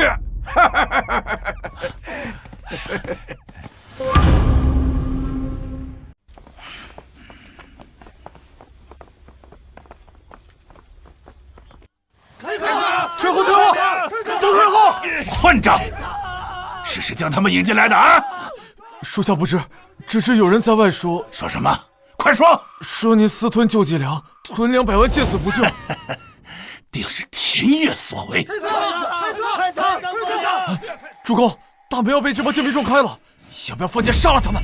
蠢货！现在外面有无数双眼睛正在盯着我们，要是杀了这帮贱民，我叔父定饶不了我！你带着脑子！撤！住手！都住手！退后！都退后！爸，主公，田郡守来了，他还有脸来呀？郡守，这后进不是人，私吞救济粮，不顾我的死活。是啊，你要救救我们啊！诸位误解了，其实这粮仓中的粮本就是为诸位所准备。后宫，是不是啊？王八蛋！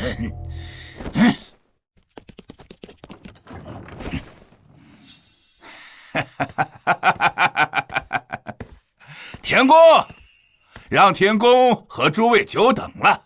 田公说的没错，这粮仓每一粒粟米都是诸位的，无需担心。真的吗？真是好事！真的吗？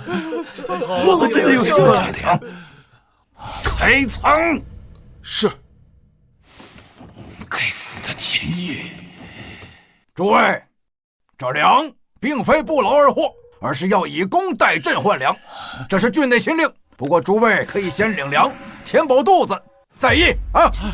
天公英明！天公英明！天公英明！天公英明！天公英明！天公英明！取粮！取粮！领粮了！领粮了！哎，走！走了！来走！主公，现在我们该如何？此计策绝非田悦所想，定是有人在旁出谋，哪怕是翻个底朝天，也得把他给我找出来。是。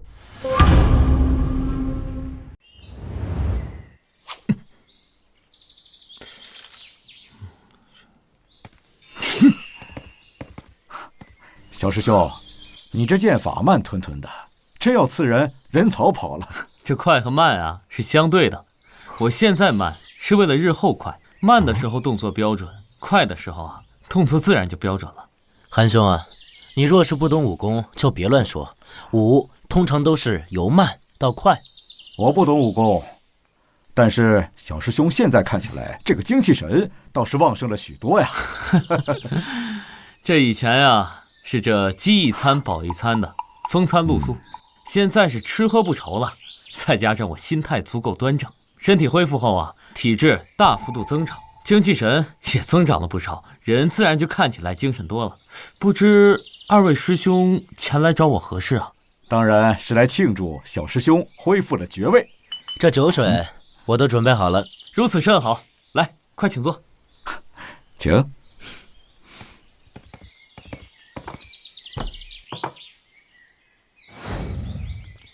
来，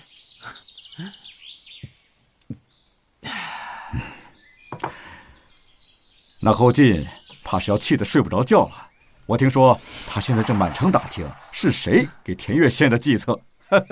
不过，小师兄，日后一定要小心谨慎。后进绝非善类，他绝对不会就此善罢甘休的。景自然知道，这后进身后之人乃是宰相后胜，对付他就等同于对付后胜。其恐要亡于后胜之手了。他是一个不折不扣的奸臣。非也，后胜虽贪鄙，然其可用之奇才也。李公之言，主小利而忘大本，臣不忠便是乱臣，不可取。韩兄，你我平心而论，乱世之中，逐利是人之本心。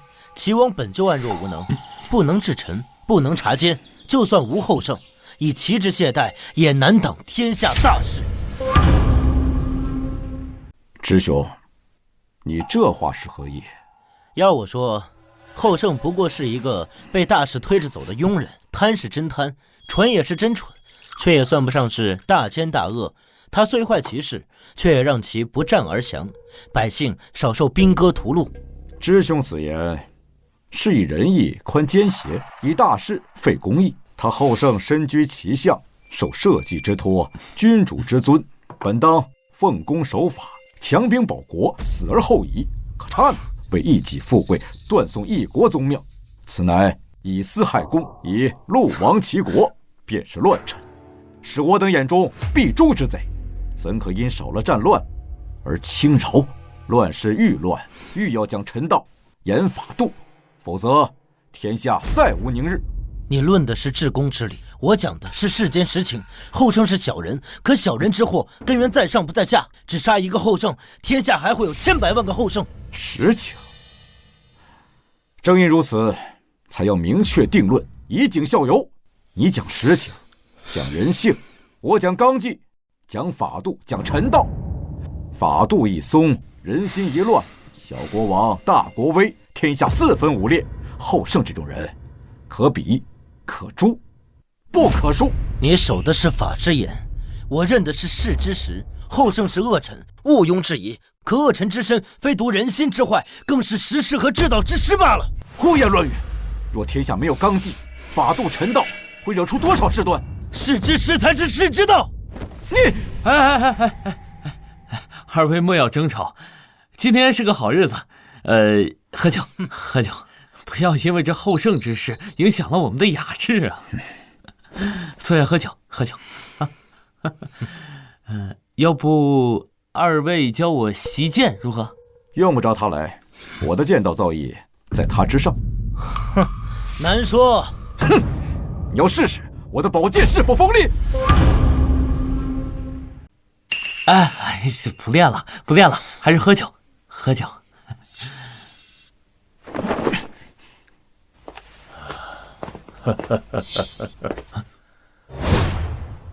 你们这是又怎么了？学生见过夫子，见过老师。这樊兄跟支兄在为后进之事争辩。道不同则不相为辩，与其纠缠无所谓之争，不如反身修德，守正自持。喋喋为争胜，乃小人之辩；明辩而不妄争，方为君子。多谢夫子教诲。行了，你们两个先下去吧，我和景要谈谈。是。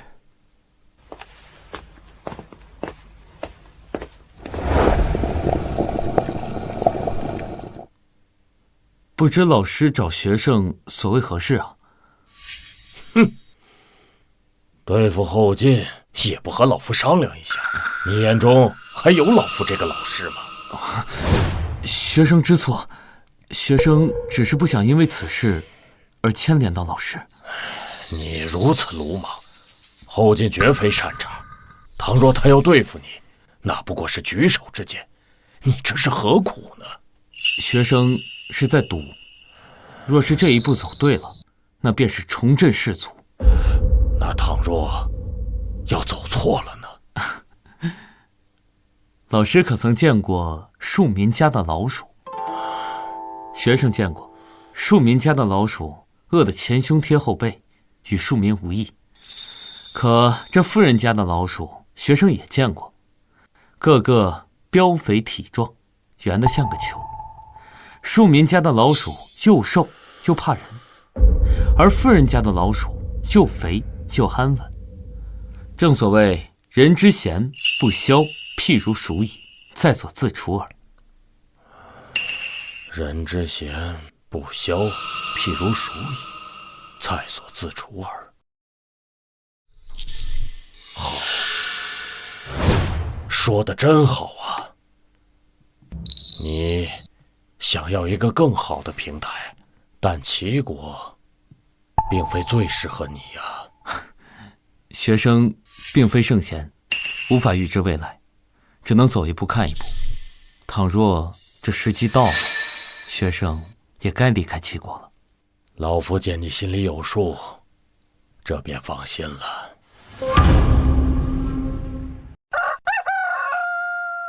与别九州，随山浚川，任土作贡，与覆土，随山看木，垫高山大川。以分别土地的疆界，行走高山，砍削树木作为路标，以高山大河奠定界域。小师兄，好雅兴。听闻田悦为小师兄一族恢复了爵位，可喜可贺。多谢。请。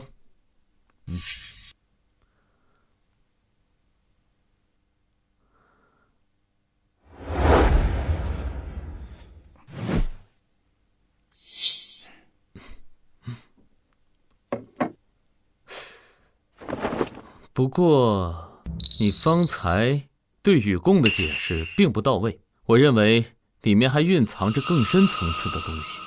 藏了什么？大禹以足迹丈量天下，封定九州。他的足迹遍布高山大河，他是沿着山水和地脉行走，所以我觉得这禹贡里还藏了一套禹步。若是真的能从尚书禹贡中悟出一套步法，小师兄真乃前无古人呐。悟不出来，只是有种感觉罢了。说到底啊，还是我意不够诚，心不够正，始终踏入不了定境。我所想的事情太多，这几日总算是可以静下来歇息片刻。哎，小师兄太苛求了。这尚书讲唯精唯一，有些学问知道就好，何必深究？你我追求不同，你专精法学，一心想着拯救韩国，而我追求博约。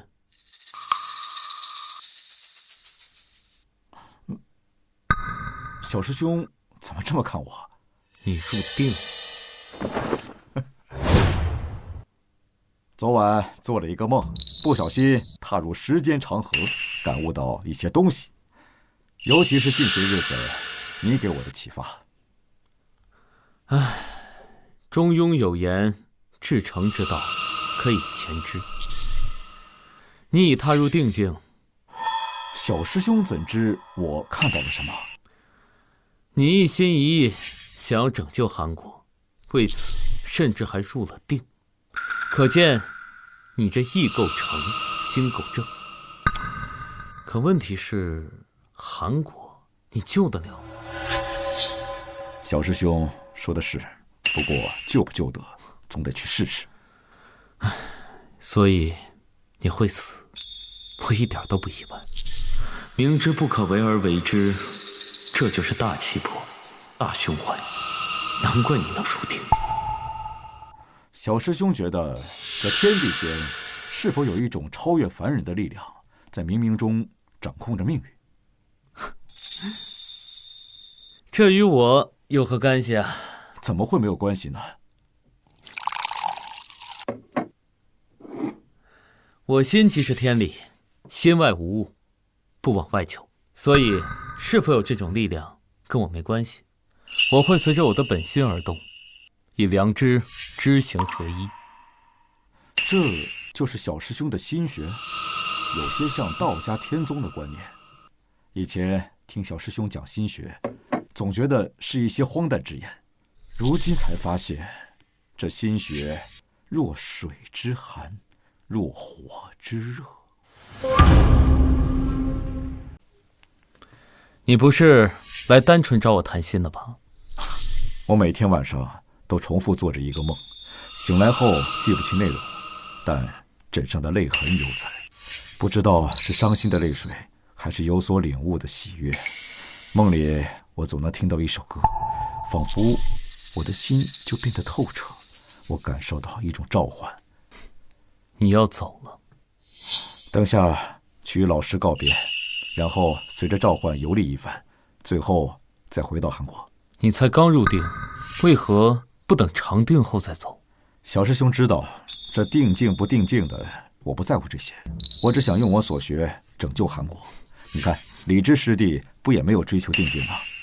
李知，他向往权势富贵，其实他想与你争个成败，心思太多，正不了心。小师兄，你也快入定了吧？也许吧，也许明天，也许1个月、1年，也许一辈子也入不了定。你问这个做甚？小师兄，入定后要不要去韩国转一转？反正你有这本书，在哪儿都能学习。我去韩国做甚？我又不懂得治国，帮不了你啊。小师兄是博约之道，能治言，懂谋略。要说不懂治国强国之道，韩凡可不相信呐。李知也不相信。见过小师兄，见过韩兄。你也要走了？正是。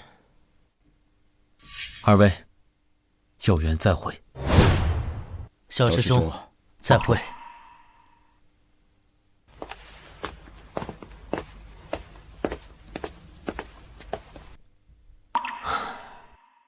为天下至诚，方能经纶天下之大经，立天下之大本，知天地之化育，夫焉有所倚。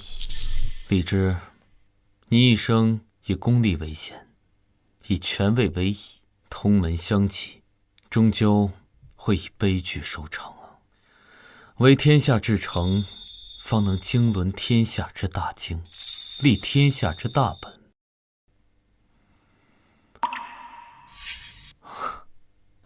我入定了，小师兄，小师兄，小师兄，不好了！何事如此着急？后阶大人围了你家府邸啊！什么？撤！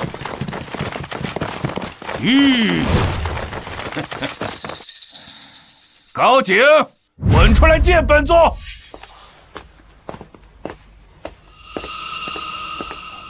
在下高阳，高景之父，不知公何人？你便是高阳啊！丧家之犬不配知晓我姓名，让你那庶子滚出来受死！住手！夫子，这便是高景啊！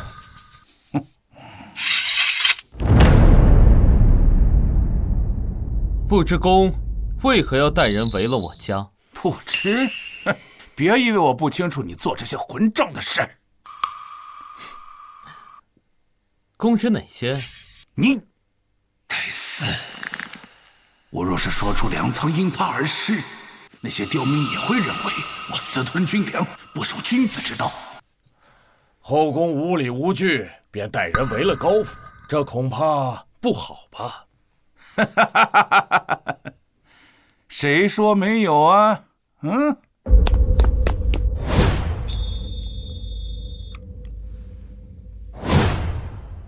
相邦有令，即末世高景本其不依，蒙恩实禄，不思报德，反怀逆心，前通情后，罪证已具，敢有拒捕藏匿纵逃者，格杀勿论。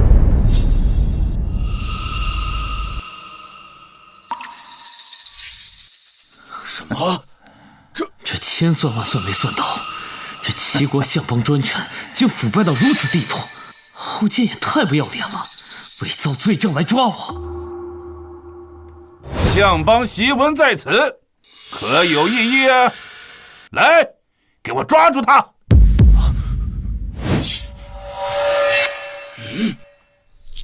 你不能把老夫的学生带走离开。夫子，你这是抗令啊，这可是死罪。老夫的学生无罪。他有没有罪，他说了不算。相邦自会查出个水落石出。若他无罪，便会放了他。不行，绝不能跟他回去。无论有没有罪，最后都没法活着走出牢狱。今日你恐怕带不走高景。田公，田悦，莫非你也要抗令不成？后宫且息怒，相邦檄文，某岂敢违抗？然高景乃本郡最大盐商，若是直接将其带走，恐会引起军中缺盐。我不管，今日我必要带走他。近日秦人来犯，若军士们因缺盐而失军心，这等罪责，你我可都承担不起。你，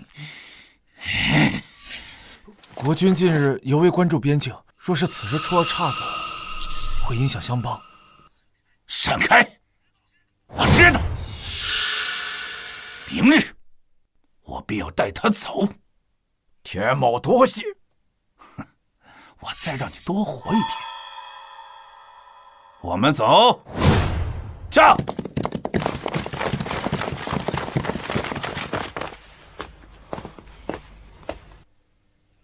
经谢过田公。哎，此地不是久留之地，你们速速出城，暂避一段时，否则那后晋不会善罢甘休。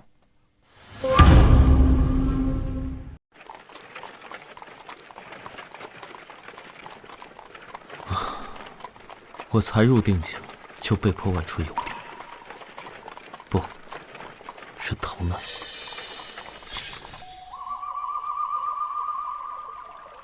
今日你便要出走，可要万分小心呐！那后晋不会善罢甘休的。是田某之错，才让景先生惹上这等麻烦事。水墨功夫的定，就像沙子做的房屋，浪一冲就塌了。只有经历考验的定，那才是真正的定。先生的心境，某比不了。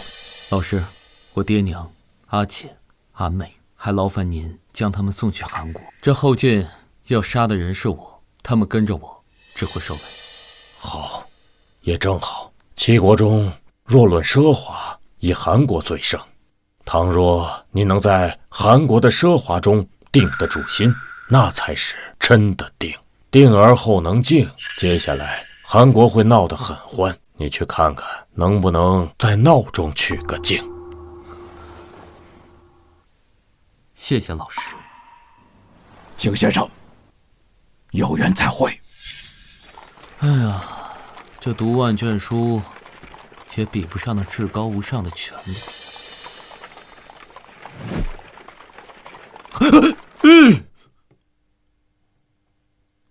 月出照兮，鲛人聊兮；疏腰少兮，劳心惨兮。我还借你的马车一用。有女同行，颜如顺英。姑娘，请上车。我是说，这马车我要了。这马车倒不能给你，不过我倒是可以载你们一程。走。这赶路之苦啊，姑娘可能受得了，可是身旁这小妹妹可就受不了了。还是上车吧。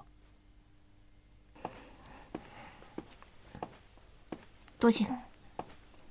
来，车里有水跟食物，姑娘需要的话自行取用便是。这位妹妹叫什么名字？我叫月，德如玉的玉。姐姐让我来，谢谢大哥哥。玉，还真是个好名字。你们要去哪儿啊？我们要去大辽，去魏国。魏国？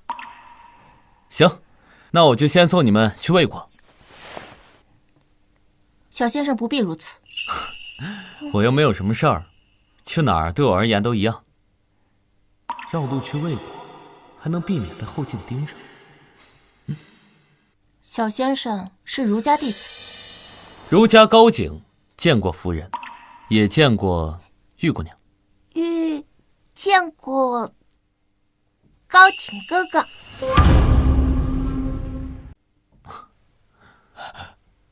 买菜吗？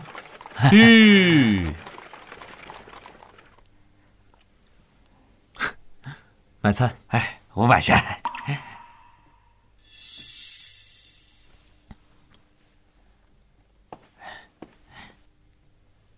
哎，帮我搬上车吧。哎，得嘞，得嘞。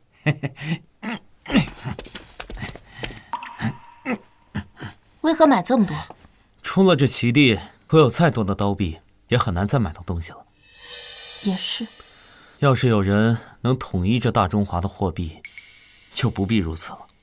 你想的倒挺美，统一6国谁能做到？有人可以。走了。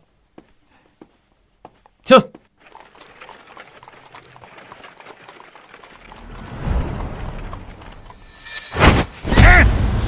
滚出去！在找不到高景之前，不许来见本座。是。还愣着做什么？啊！滚出去！滚出去！该死的书生，你迟早死在我手里！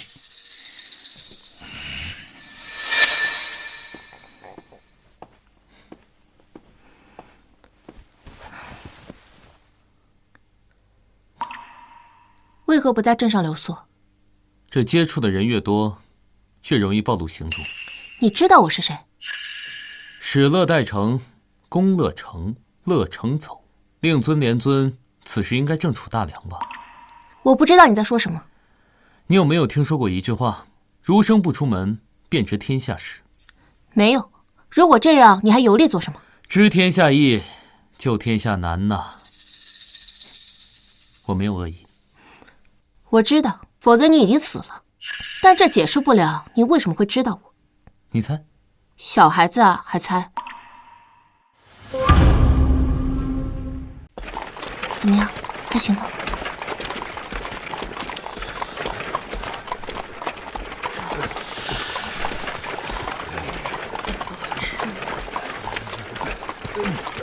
楚地千里烟尽绝，牵手流离田沟河。哥哥做的诗真好听。这可不是一首好诗啊！楚国竟也是如此景象。楚国只有贵族跟庶民，如此国家怎会好啊？乱世之下，谁都不一定活到明天，他们只是更惨了一点，你救不过来的。是，我救不了所有人，但是我能救些眼前人。我读书就是为了眼前。你车里只有不到100斤，就算全部花光，也仅能救济一时。我劝你还是赶紧离开，否则他们冲过来，只有杀了他们才能脱身。谁说我要用自己的钱救他们了？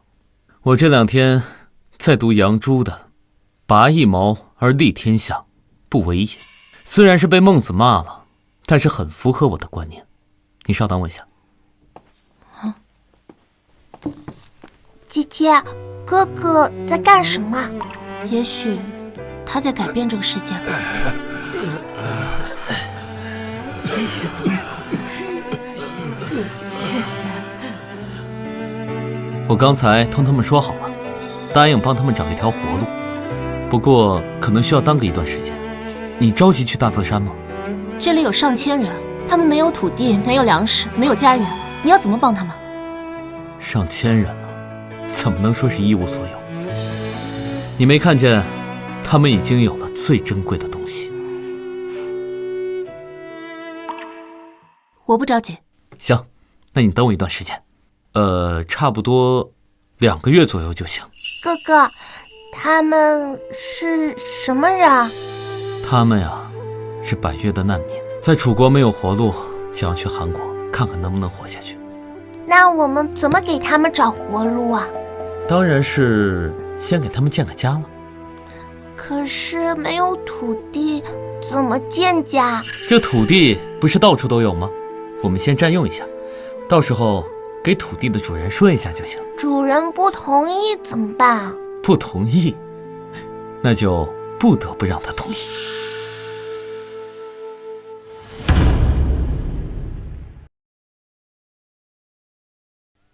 你们把这个树皮编成绳索，一定要结实，有大用处。你们把这些石头和土块搬过去，还有这些木头，把河水截住。好的，先生。好的，先生。景先生，那我们呢？你们随我进山。你们也一起。走。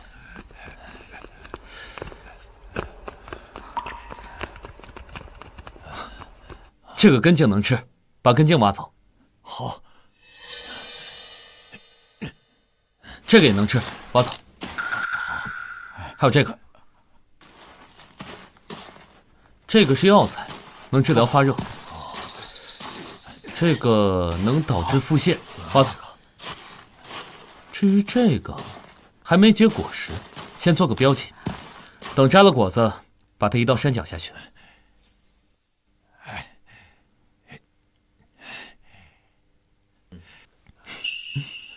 今天晚上咱们有野菜汤喝了，太好了！先生真厉害，景先生真是见多识广啊！这些药草要是换做咱，肯定会当成路边的杂草。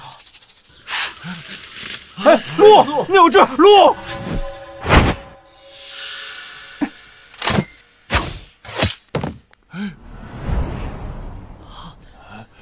他还真没说错，我要是有其他的想法，就活不到现在了。姐姐好厉害！走。哎呀，好了，鹿，3年有肉吃，咱们整整3年没吃过肉了。这鹿皮真不错，可以做成外衣啊！以后不能再出手了。为什么？他们要学会靠自身的力量活着，哪怕这条路会对他们造成伤害，你出手会让他们下意识地产生依赖性。这就是你的拔一毛而利天下，不为也。行了，你们几个把这个鹿抬回去吧。好嘞。哎，是。来，走。哎呀，差不多了，走，找盐去。这地方还能有盐？快，走，慢点。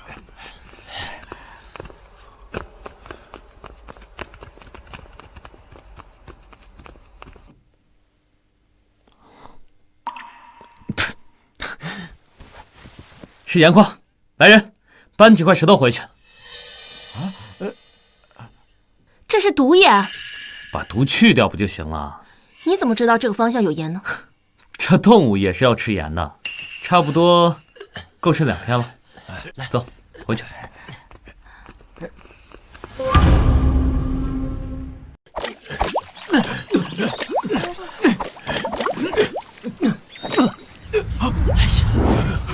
有鱼了！我钓到鱼了！有鱼了！有鱼了！今天晚上有的吃了。别放过螺，还有棒！太好了！太好了！哎，你看，太好了！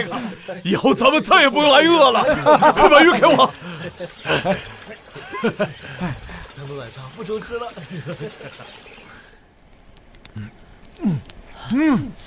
好吃，这是我这辈子吃过最好吃的鱼了。这个差不多了，可以吃了。真香啊！多吃点。你吃这个。大家听我说，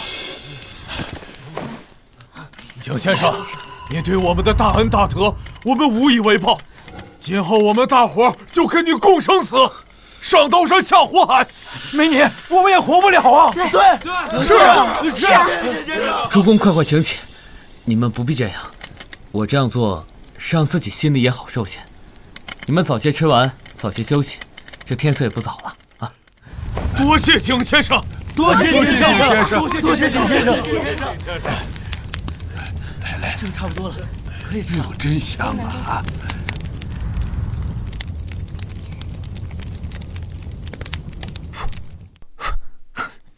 来，谢谢哥哥。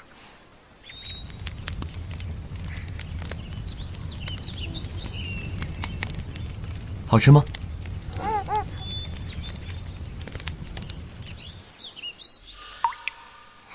哥哥，你干嘛看着我？你与我阿妹很像，年纪也一样。不过，她现在应该是在韩国。那我可以跟她做朋友。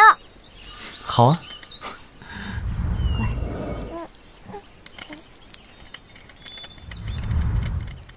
你懂的东西很多。儒家弟子嘛，多学一些也正常。正常。现在只要你一声令下，他们就会毫不犹豫地为你卖命。浊世洪流，能活着就很不容易了，别动不动就卖命。你这样的人应该去当官，一定会是个好官。官场很复杂，也许我当官之后，就变成了一个贪官、奸官。你不会的。可能吧，早点休息。乌合，吃完之后别忘了留几个人守夜，其他人早点休息，明日之后就不会那么空闲了。先生有令，我等必遵从。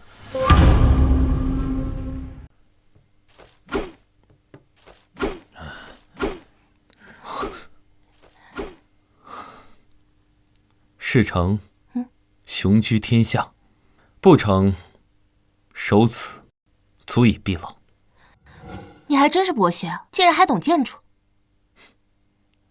那是。西，正，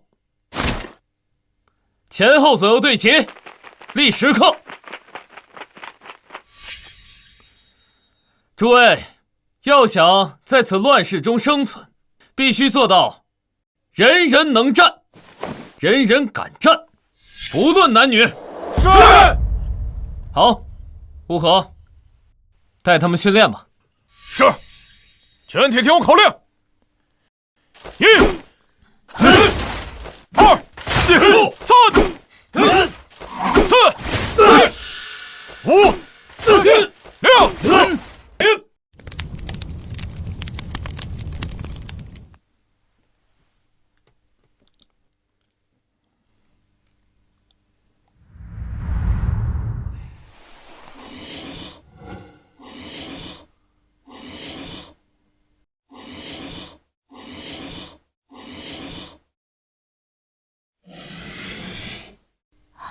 你竟然还懂兵法！哎呀，这儒家子弟嘛，博学一些正常。大哥哥，你在挂什么呀？战阵，但没有能让800人有能力抵抗军队的。曾经有，不过呢，已经失传了。用800人抵抗军队，就算是白起也做不到吧？所以啊，需要一个阵法。如果将这800人零散的放到军队里，自然只有被淹没的可能。但如果形成军阵呢？就像一个石头落入水中，看似是被水淹没了，但其实跟石头接触的只有这表面的一部分，更多的水是挨不着石头的。同样的原理，就算是再多的敌人，一旦形成了军阵，只需要面对少量的敌人，更多的只有在外面看戏。你真的要打仗？可以避免，但或许这一仗必须要打，这是安身立命之战。先生，先生，先生，弄出来了！这样的陶罐，每天可以制作30罐。不错，不过比起齐地还是相差甚远，但如今也足够了。带上他，叫上张继，我们该去拜访一下这片土地的主人了。是。拜访？最近他们不也常来吗？回去禀告主公，他们要出门了。是。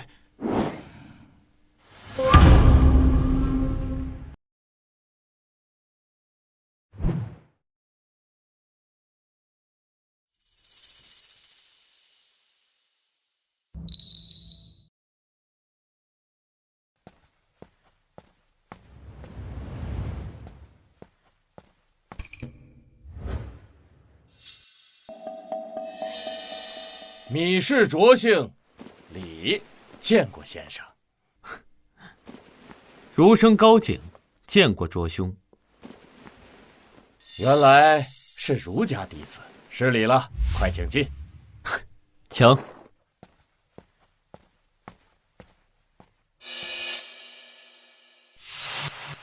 你打算用盐让他同意我们住在这片土地上？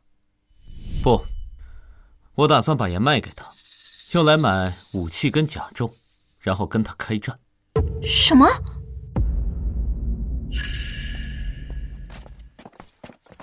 哈哈哈！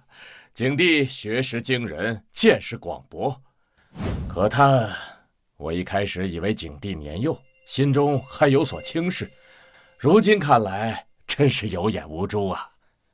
哪里，卓兄言重了，景还是要多向卓兄请教才是。哈哈哈哈！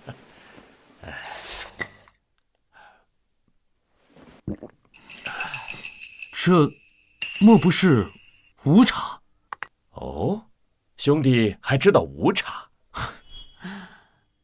这吴茶产自吴越之地，因其生长环境独特，造就了它清雅的口感。吴茶珍贵，弟弟以前也只是闻得其名，今日有幸托卓兄的福，品上了一品。又在忽悠，这世上什么你没见过？客气了，蒙我家君上厚爱，赐予一二。兄弟再饮。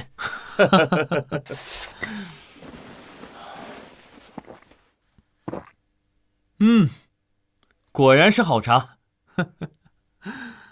景虽见识浅薄，但在我看来，此茶如解牛之庖丁，百越之御盐。这吴越茶可以称得上是茶中一绝了。这解牛之庖丁我懂，可这百越之御盐却不知是为何物。卓兄不知？委实不知啊。这说起来也是机缘巧合。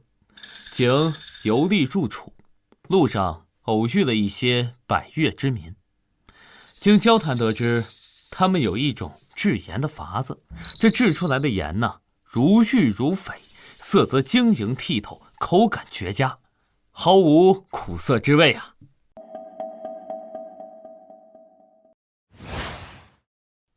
景先生，这不是您教我们的吗？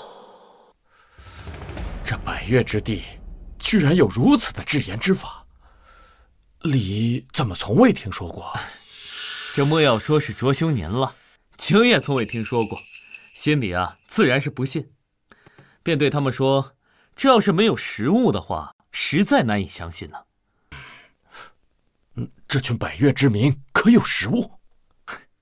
没有，他们对我说，他们空有技术和手艺，却没有施展的地方。这说起来也好笑，景心痒难耐，急于见到这如玉之言，便给他们寻了一处落脚的地方。说起来也是景懵了，没有提前通知一下这片土地的主人，实在是有罪有罪。客气了，不过是一处落脚之地而已，不必挂怀。不知这预言可曾制得？这若是没有制成，景哪敢来此请罪呀？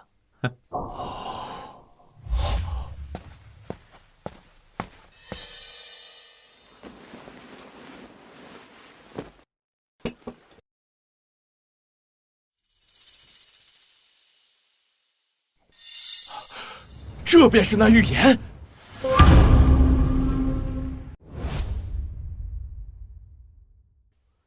哎，我去！这就谈成了？什么时候谈成的？不知道啊。好了，周兄，快回吧，不必再送了。景帝难得如此有缘，就让为兄目送你离开。好，那我改日再上门品茶。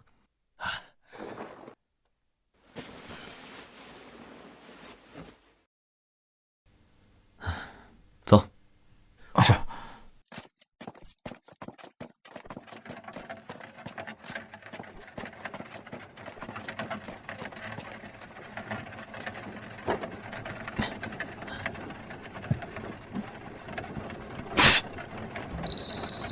先生这是怎么了？哎呀，喝不惯的茶，竟然往茶里加了蜂蜜跟盐，真是暴殄天物。先生不是说那茶很好吗？这种谈话听听就算了，千万别当真，尤其是这种儒生的话。行了，我们赶紧把武器运回去，我们回去备战。是。走。你看这个，这装备真不错啊！是，还挺合身的啊。领主允许我们在此地住下，不过盐要10瓮1斤，卖给领主。日后乌堡的出产10税1。真是好，好，真是好，很坚硬。金哥哥，为何他们如此高兴？着里接受纳税，也就意味着接受他们成为真正的民众，他们的心呀也就安定了下来。可着里只是个下人罢了，他想要的只不过是更多的赋税跟甲士。若是被他的主公米氏族发现你手里有制盐术，对于米氏一族而言，把技术抢过来，掌握到自己手里，那才是最好的。放心，我不会低估贵族的贪婪。你打算怎么做？这要放到以前，他们确实可以随便来抢走。不过现在，我们有甲胄，他们要抢，那就打。诸位，不久之后，乌堡会迎来一场战争，你们都必须振作起来。只要先生一声令下，乌堡上下都愿为先生拼命效力，为先生而战。不，这不是为了我而战，而是为了你们自己。接下来，我会将我这几日研究出来的3种阵法教予你，你必须带着护卫队尽快掌握。是，先生。你们有800人，带甲500，别妄想直接和大军冲杀，需扬长避短。首先呢，这3种阵型其中的一个为盾墙。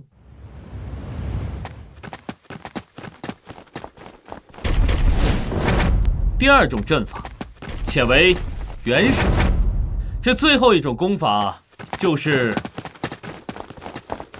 燕追。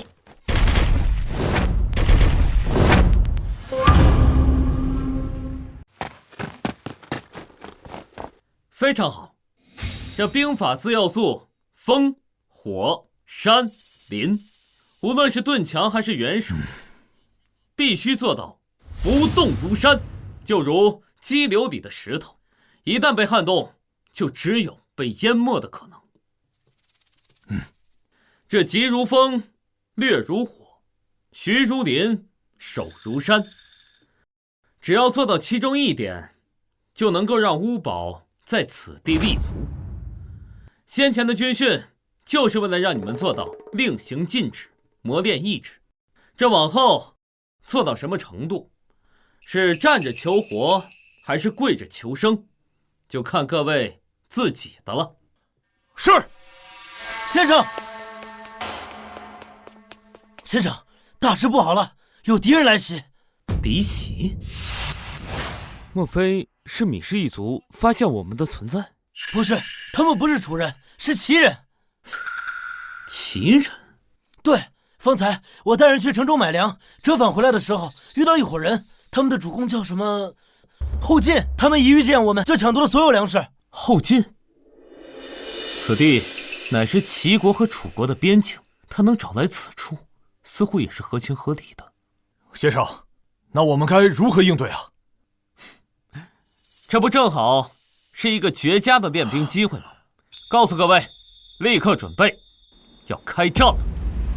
是。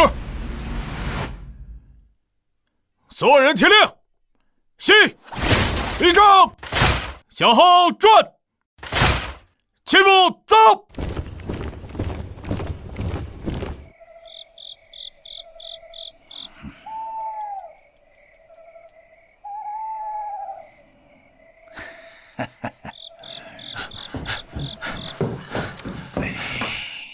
启禀主公，线人来报，有高检的消息了。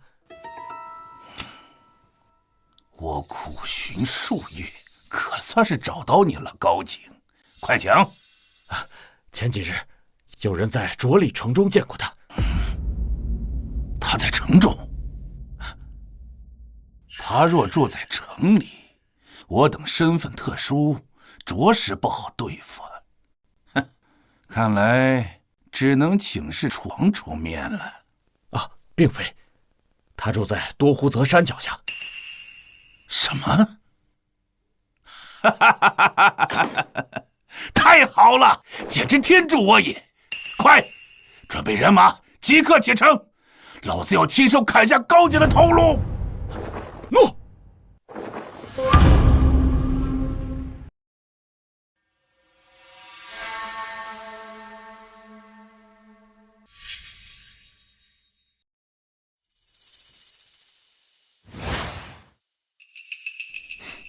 不用担心。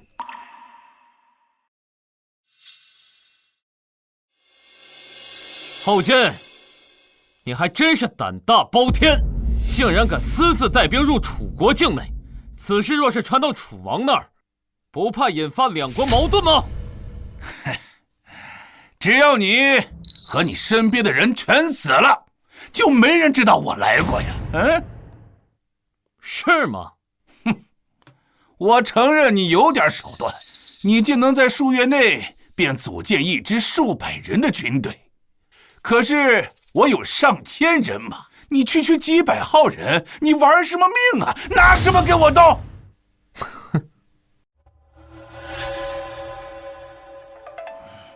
该死！这庶子眼中为何没有半点不安？莫非他真有本事赢我？这绝不可能！我的兵力胜过他数倍。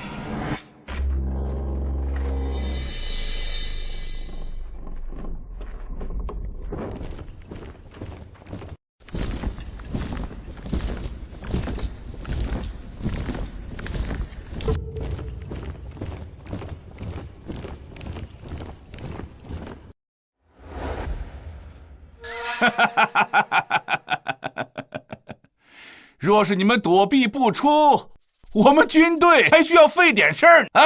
想不到你们居然主动出来了，高景啊高景，你就等着看着他们被屠杀吧！是吗？还在逞强！众将士，给我杀！是！上！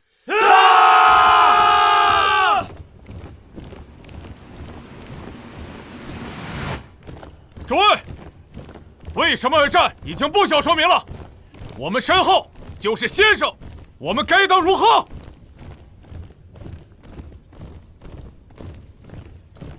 战！那就战！主公，他们的气场竟丝毫不弱于我等。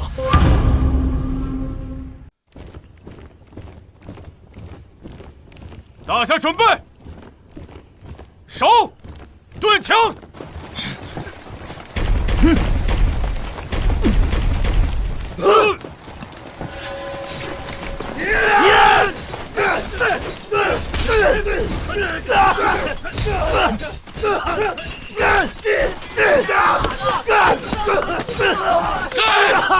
所有人听令，不得退后半步。你身后就是先生，家人是朋友，我等绝不后退。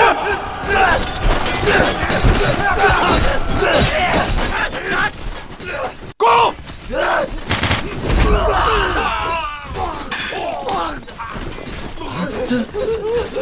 什么？给我攻回去！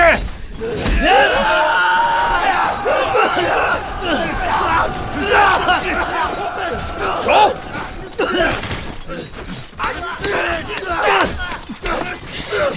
一群蠢货，给我猛攻！攻！手！攻！手！攻！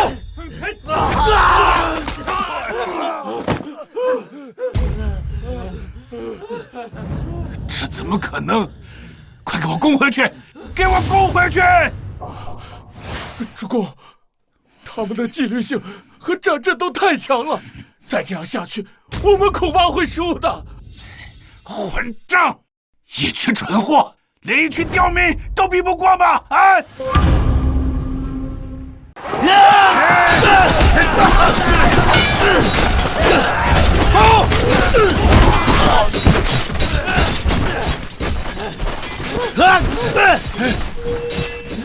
后进啊！到底是你的兵不行，还是这将不行啊？该死！快想想办法，想想办法！快，从两边包抄，从两边包抄啊！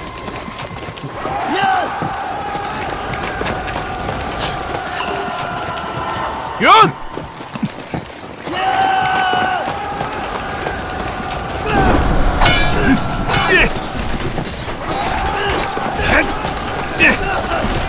手！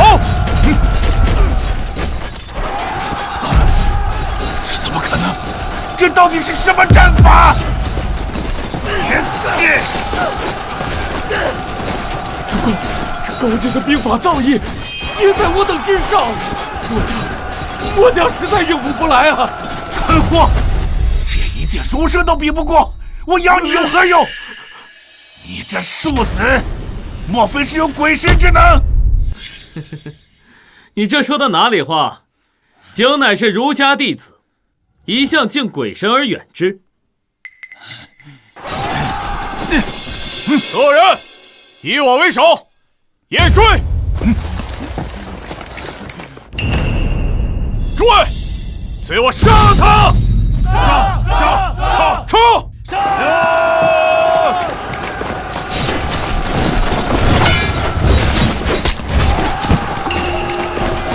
快回防！回防！快回防啊！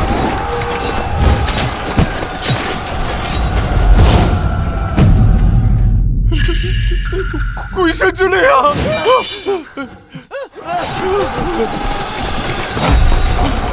护我！哎，快！护我！别乱动！谁敢乱动，我砍了他！我都别动啊！你别乱来啊！在你面前，这位可是齐国相邦之侄啊！你要是杀了他，你们都承担不起后果的。不错，高景，我承认你有点本事。我家叔乃是相邦啊！你要是杀了我，你就别想再回到齐国。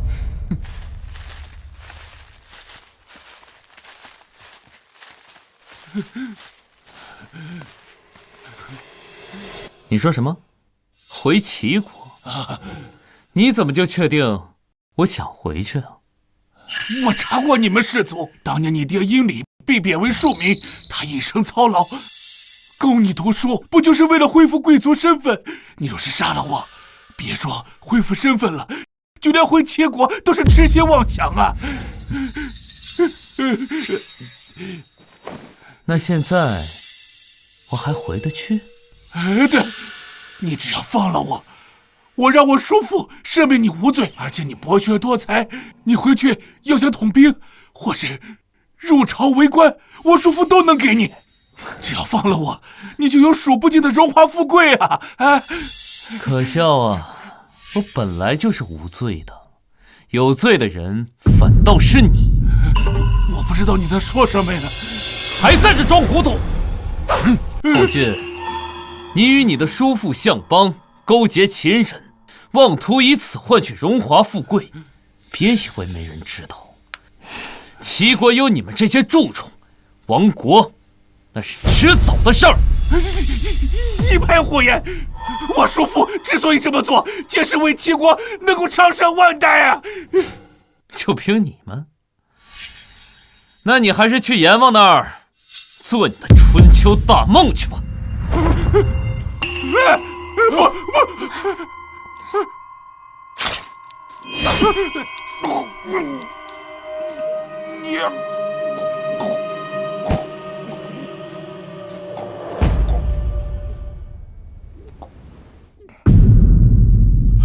退祖忘宗，死不足惜。先生，我也是被逼无奈的，后进的事与我无关的，先生。留下你的甲胄和武器，带上你的人，滚出楚国。是，谢谢先生，谢谢先生，谢谢先生。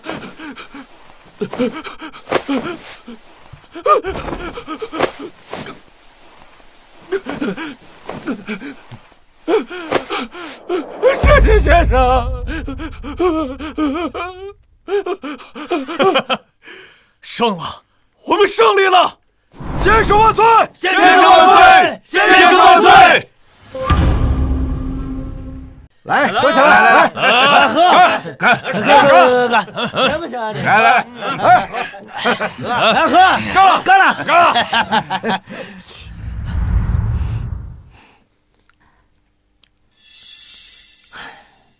好了，这是时候啊，要离开了。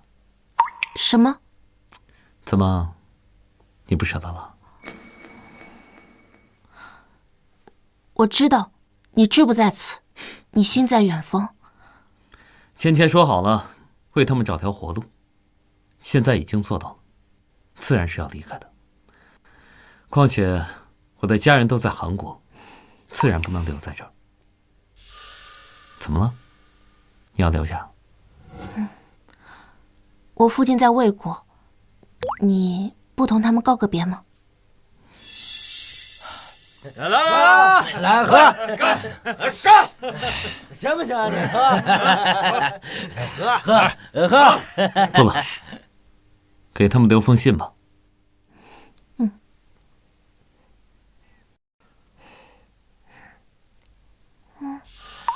景哥哥，我们还会回来吗？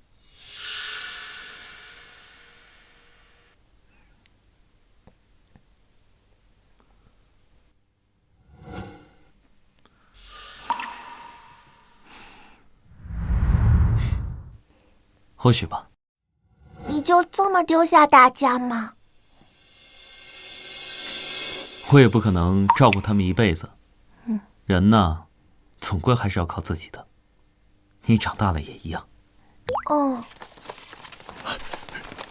景先生，景先生，请留步。景先生，景先生，你这是要去哪儿啊？你告诉他们了？不辞而别可不是个好习惯。景先生，您可不能走啊！你要是走了，我们以后可怎么办啊？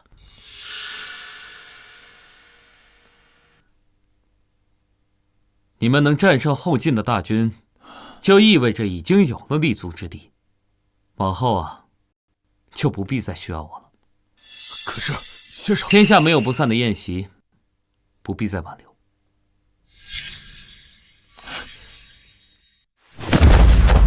景先生，您对我们的大恩大德，我等永世不忘。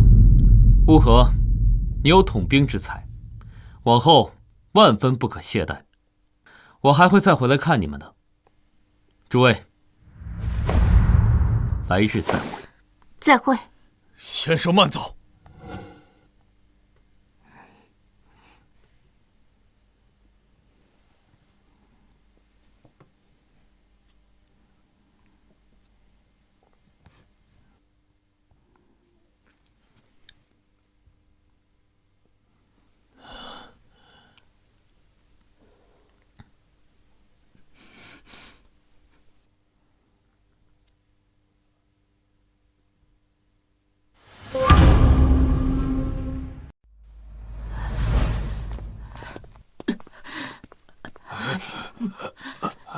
简直！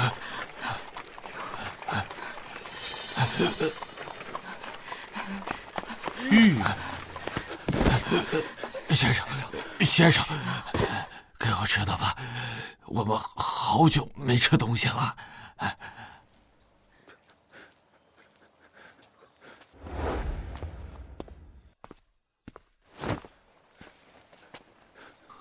来，谢谢先生，谢谢先生，谢谢先生。走，先生大好人呐，谢谢先生。你救得了乌合一众，可这天下的难民这么多，你一个一个救得过来吗？我没有挖苦你的意思，只是太难了，连我父亲都未曾想过。乱世催人亡，唯有救民于水火之中，去其残而已矣。什么？若想天下太平，唯有统六国，并天下。